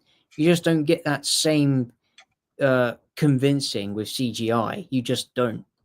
Or even mentioning CGI, and let's bring up the Peter Jackson King Kong again. The CG in that film still holds up better than some CG that comes out now. Yeah. Because they took time on those Yep. effects. Exactly. But the thing is, people that complain about the shark and Jaws, like they're like, "Oh, it looks fake." I'm like, "Well, remember the time this shit's made, dude." Like, and then again, it's the preparation and the lead up to the seeing a shark. So yeah, we know the shark looks a little goofy, but to be honest, despite all that, there's still attention to detail about how the shark looked. Like it does not. I've seen worse in CGI stuff than this. So I think it's still fine. I think the shark is great. We talked about the lagoon scene with the guy in the little boat. That moment looks legit. Like it looks terrifyingly legit. So people complaining about Thankfully. yeah. We never got Jaws 19, 2000. Yeah, where was that? What movie was that they were doing that in? I can't remember. Back to the Future. Yep. Jaws 19. Shark Yeah. still looks fake. Yeah. Talked about the original movie. I just want to touch briefly in what are our thoughts on the 3 sequels? Sequels. We'll start with, since he has his with him too, we'll start with Daniel Miller. Okay. All right. Now, I'm going to start this off with a question. How do you go about making a sequel to one of the most biggest movies of all time? Now, to paraphrase Cinemassacre from his Exorcist franchise retrospective, they usually copy the first movie for the premise of the sequel. For Jaws 2, they actually didn't outright copy the outline of Jaws, but rather they took the basic premise but changed it enough in a way that made it stand on its own. Because we all know what the deal is now. We know what the shark looks like. We know the damage it's going to do. So instead of hiding it in shadow, they decided to show more of it, which is commendable. And it's the way they've done that, especially in the scene with the water skier, how we just see the shark's fin chasing the skier, and again John Williams returns to score the movie. That scene alone is fantastic, in my opinion. One of my favorite scenes from Jaws 2. Now, it's not a perfect sequel by any means, but it is definitely a sequel that complements the first film. In hindsight of all of the sequels, it's really the only sequel that matters. Yep. If you have the book of Jaws 2, which is based on a early draft of the screenplay, I'll just hold it up there. Yep. Anthony's got his copy as well. Yeah, they actually give a bit more character, I guess you could say, to the shark, because in the book it's not explained at all on film, but in the book it's explained that this is actually the mate of the shark from the previous film, and it's actually carrying the next generation of killer sharks in its body as it's going around on this rampage.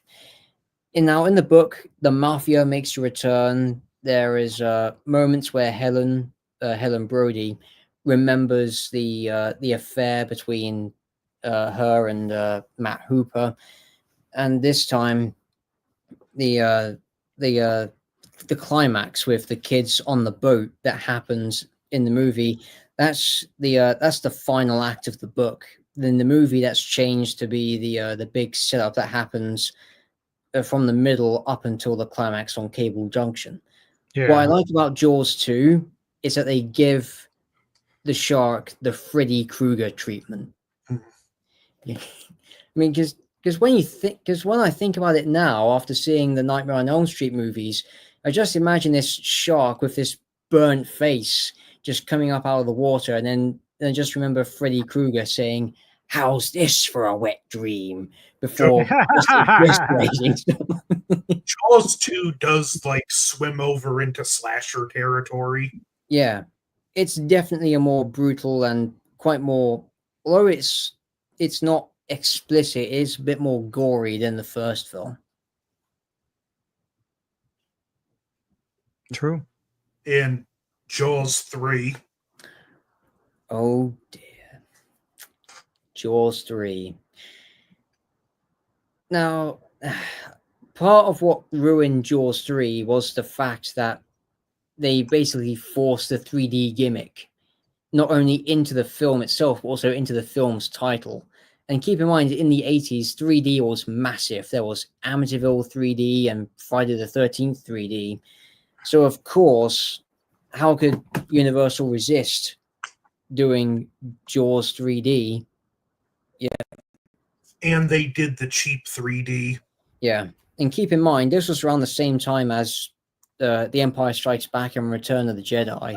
So you think of the visuals in those movies and compare them to this, and you're wondering, what the hell? Why?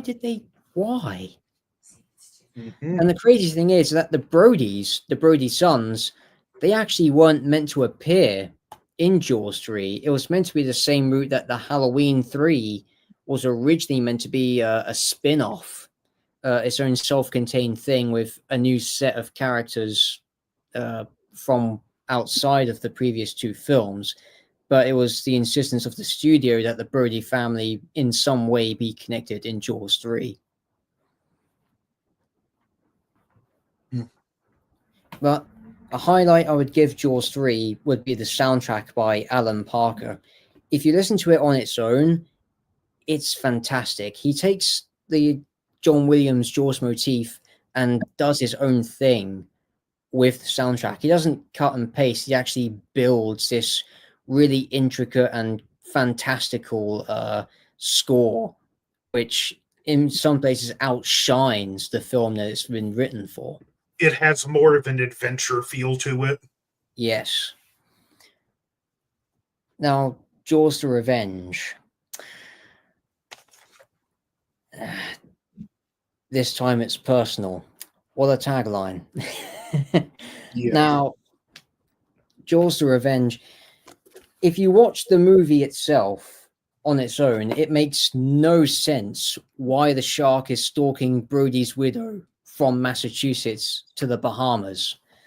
But if you read the actual book, which is adapted by the same author, Hank Searles, the reason they give is beyond crazy. And I'm going to explain it now. So Michael Brody, who's the eldest of the two Brody sons, he lives in the Bahamas with his wife and daughter. He accidentally gets on the wrong side of a voodoo priest named Papa Jacques. And as an act of revenge, Papa Jacques calls upon his lower, which just so happens to possess a great white shark. So the whole subplot of Jaws the Revenge is the shark is possessed by a voodoo curse. That's why it follows Brody's widow all the way into the Bahamas. Now, there is a scene that's just as jarring. I mean, I told Anthony this, but I'll say it here. Yeah, Anthony knows what I'm talking about. Right. So there's a scene along the shark's journey from the shark's point of view where it's following the flight to the Bahamas, and it comes across this guy in a boat who has lost everything because he's an alcoholic, and he's about to throw himself into the water until he has an encounter with the shark. The shark stares him in the eyes, and it somehow cures him of his alcoholism. And the guy's like, yeah, fuck this. I'm going back to shore and rethinking my life. Literally.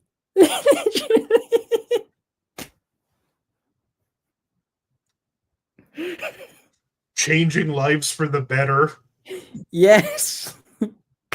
Yeah. And Michael Caine's character, Hoagie, in the movie, he's just a passenger pilot.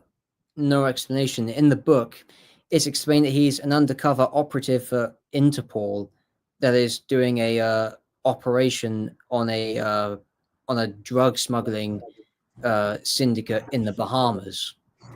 Hence why he's there. And there is a line of dialogue in the movie when Michael asks him, "What do you do when you're not flying people?" To which Hoagie replies, "I deliver laundry." Clues in the name.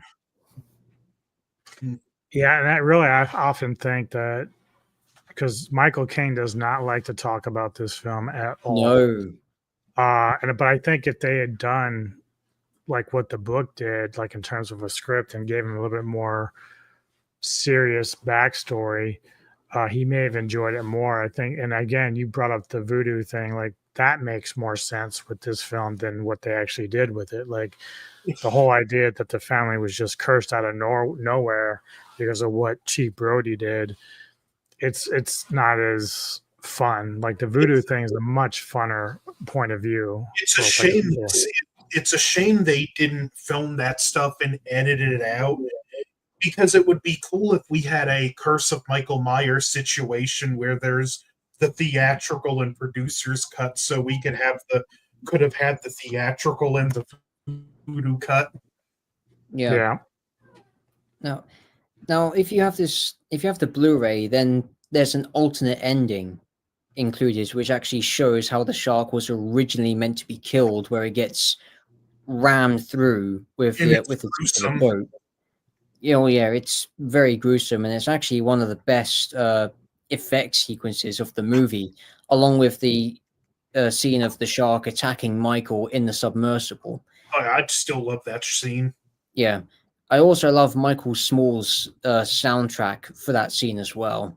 It's intense, and it's just really, really shines in the scene. In fact, the soundtracks for 3 and Revenge outshine the movies that they're written for if you hear them on their own.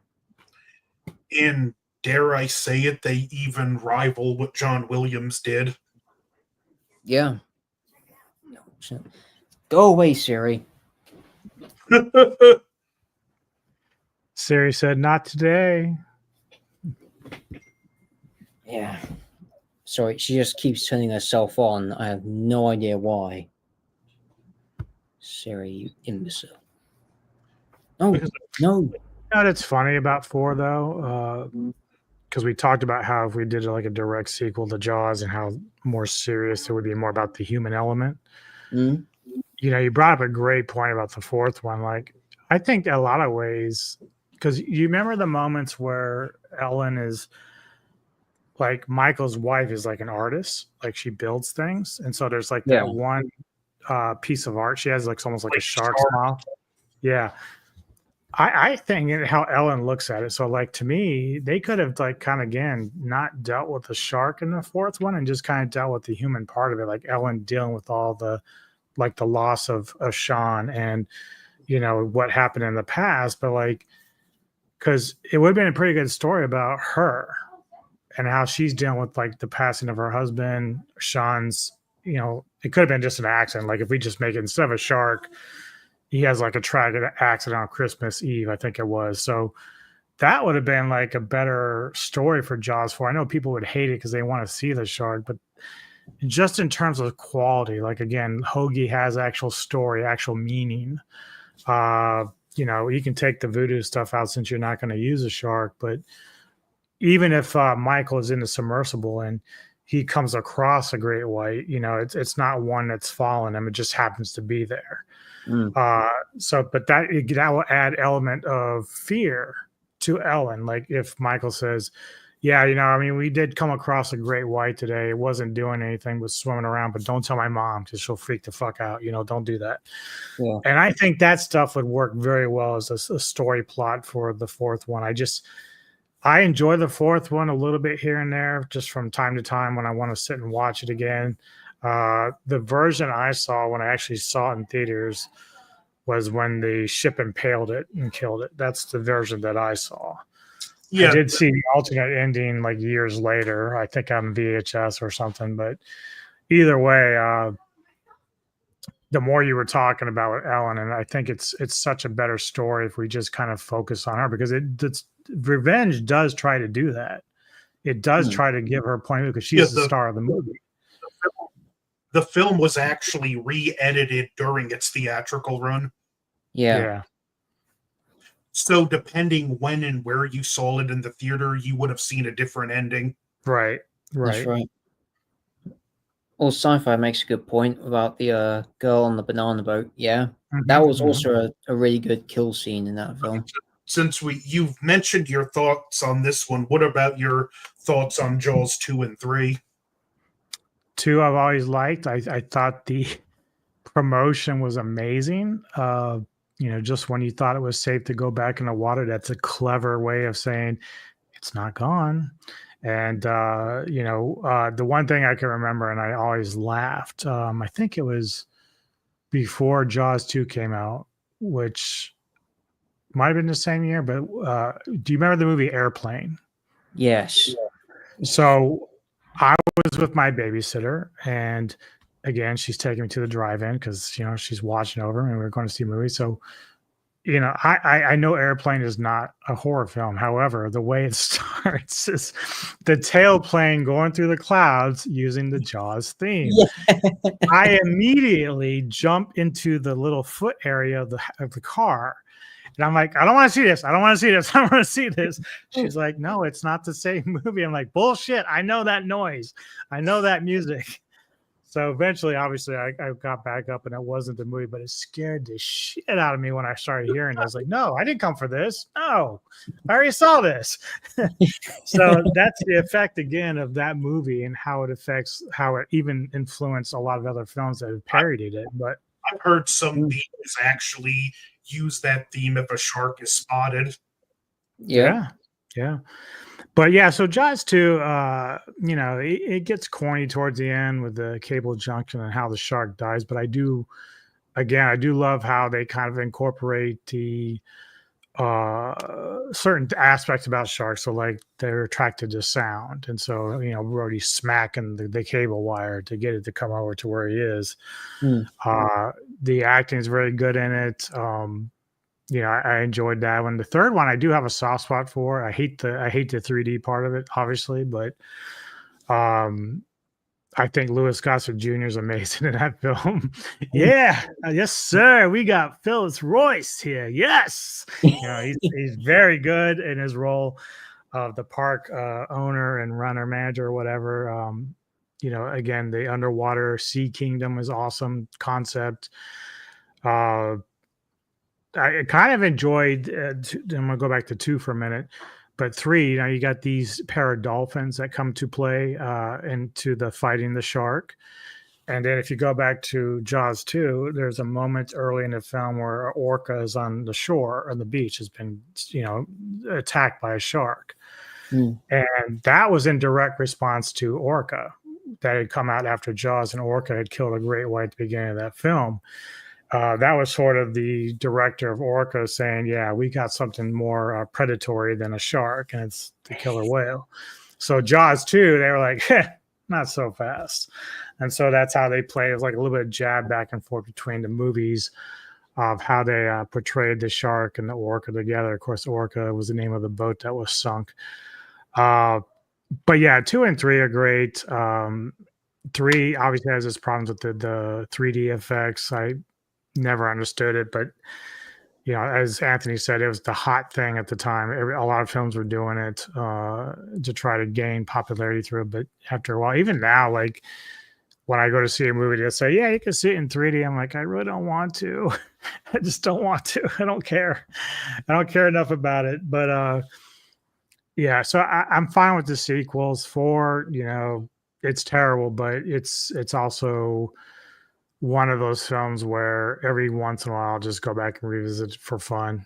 I just, it's fun on some level. But I do think that if they had, in hindsight, if they approached it way differently, because why it is directors and writers don't think a little bit harder on stuff, because they rather just capitalize on the shark attacks and how it's going to do this and this, rather than on good story writing. And this is why I can appreciate what they did with -1 with Godzilla, because Godzilla's a star, but the way they wrote the story was so effective and so deep that it proved to everybody that you can do both. He's always there even when he's not there. Right. Yes.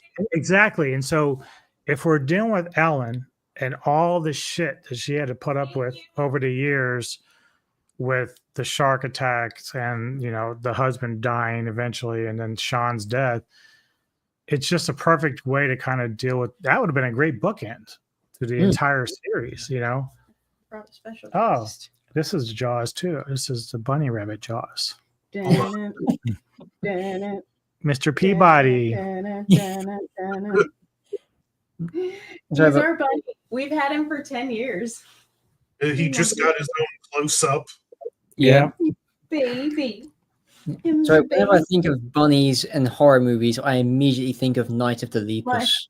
No, I thought Monty Python. Yeah, we're thinking Monty Python every single time. Oh yeah, it just sounds like a harmless bunny rabbit.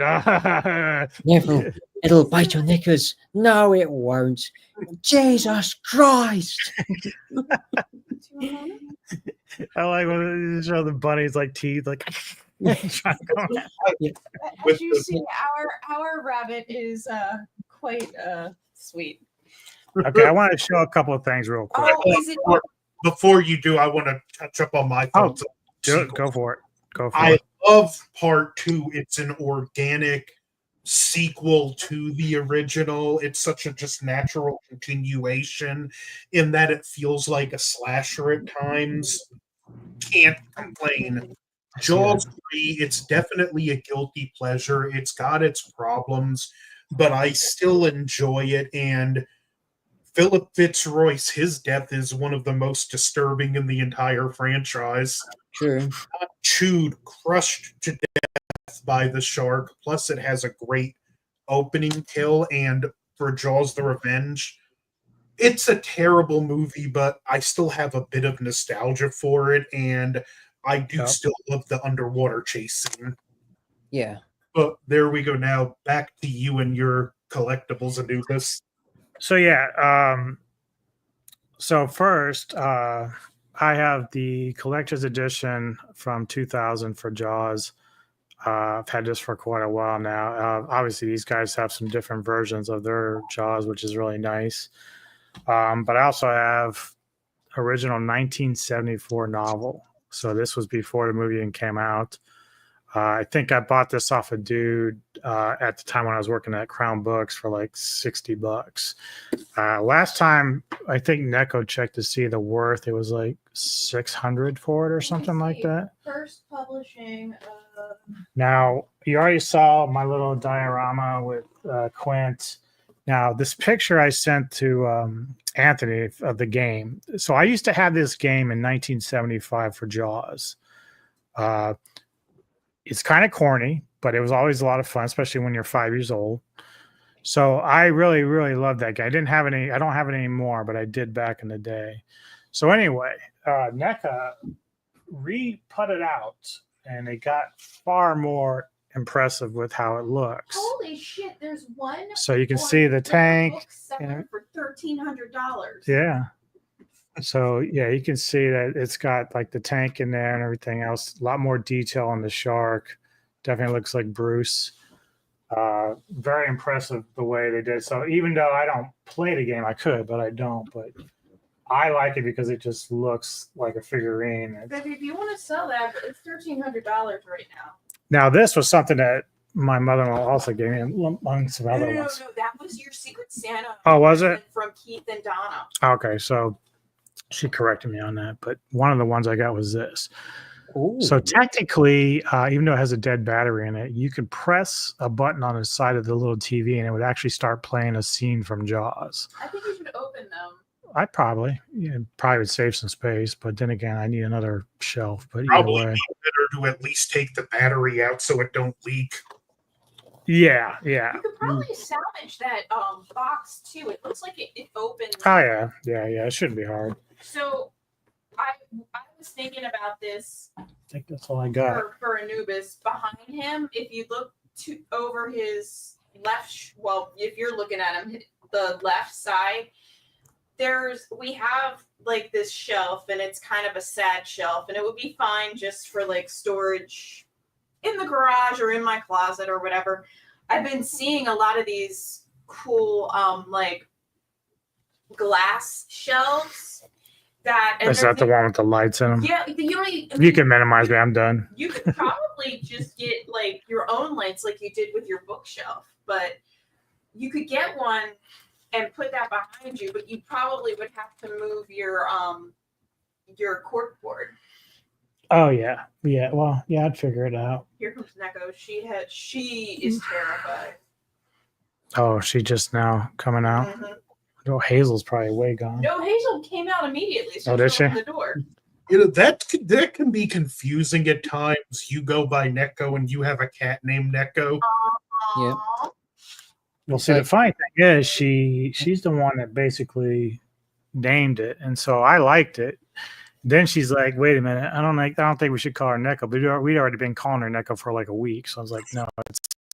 First it was Pipsqueak. Why does it make me think of the whole Audrey 1 and Audrey 2 situation from Little Shop of Horrors? Right. Neko doesn't eat people. Oh, you think? So if Sentry sends me his Rodan, I'll send him a picture of my Jaws diorama. That sounds like a good trade. Yep. Right. Okay. Yeah. They Right, said they got my couldn't things. act because the rabbits were loose in the rabbit room, and I said that's fine. Well, that's one we usually clean up anyway. Yeah, and I told him, I said I will put them away next time. All right. Sorry, Professor. Go ahead. We're very That's right. very Yep. So I got my Jaws stuff ready. Hold on a second. Okay. Dun, dun, dun, dun. Right. Starting off with video games, we have on the PlayStation 2, Jaws Unleashed. Oh, I played that. That was so good. Where? Yeah. That's a fun game. That is a fun game. Yeah, especially the second level, which is pretty much a homage to Jaws 3, because you're in a marine area that's both a sea world and a research lab. You break out, you just cause havoc, and you end up with the final boss of the stage, which is an orca killer whale. I mean, And the thing that's between- so fun about it is you Yeah. can just roam around and Yeah. it's like a free roaming game. It's so great. If you Yeah. like that one, Anubis, get the game Maneater. It's very similar, and with the I played. Is that the one with the bull shark? yeah, and the DLC, the shark gets a Godzilla style heat ray. Oh, that's crazy. With lasers. Yep. Laser shark. Sharks with freaking laser beams attached Right. to their heads. Okay, up next, we have this is the 2-disc DVD of Jaws. This is the 30th anniversary. The first Jaws on Blu-ray. And this is the collector's edition soundtrack from the movie by John Williams. Yeah? Yeah, it's a great score. That's awesome. Yep. Nice little booklet there. Of course, I've got the sequels all on Blu-ray. Now, although Anthony has the same one, but this was when they first released Jaws 3D on Blu-ray. It has the includes 3D version in the corner there. On later releases, that's been dropped entirely, but it's the same thing nonetheless. And of course, I've got the novels, both Benchley's original. This is the 1966 reprint. Then we have the sequel adaptations by Hank Searles from 1978 and 1987, Oh, both wow. based on the alternate screenplays of each film. To my knowledge, there's no official novelization of Jaws 3. It just doesn't exist. Then lastly, now I do have my VHS copy of Jaws, but it's missing at the moment. So that's the only thing I'm missing. Oh, let's not forget this little Jaws mug. Nice. You Yep. don't have any salt mugs or tumblers. Yep. And the biggest thing in my Jaws setup.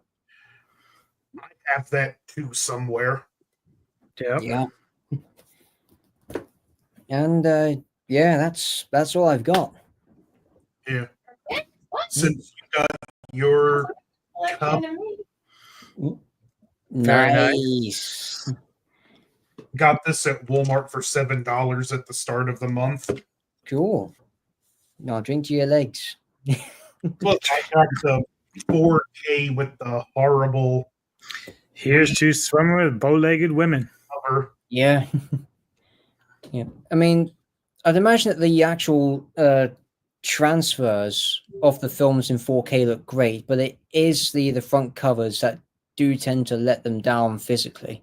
Yeah, like I wasn't gonna get this one because I hated how they changed the cover, but I Yeah. found it at a thrift store unopened for a couple dollars. So I'm like, you know what? The price is really right here. Yeah. Yeah, I did flirt with getting the other 3 on 4K, but when I saw how they ruined 3 and 4 with the AI upscaling, I'm like, no. The AI upscaled. Yeah, I should have looked for it, but you look up the 4K version of Jaws 3 and like they distorted the faces in the crowd horribly. No. Oh no. Yeah, it's like mm-mm. And I mean- get they're not the best sequels, but if you're gonna do an upscale, you should still put love and care into the work. Yeah. Mm. I mean, look, AI.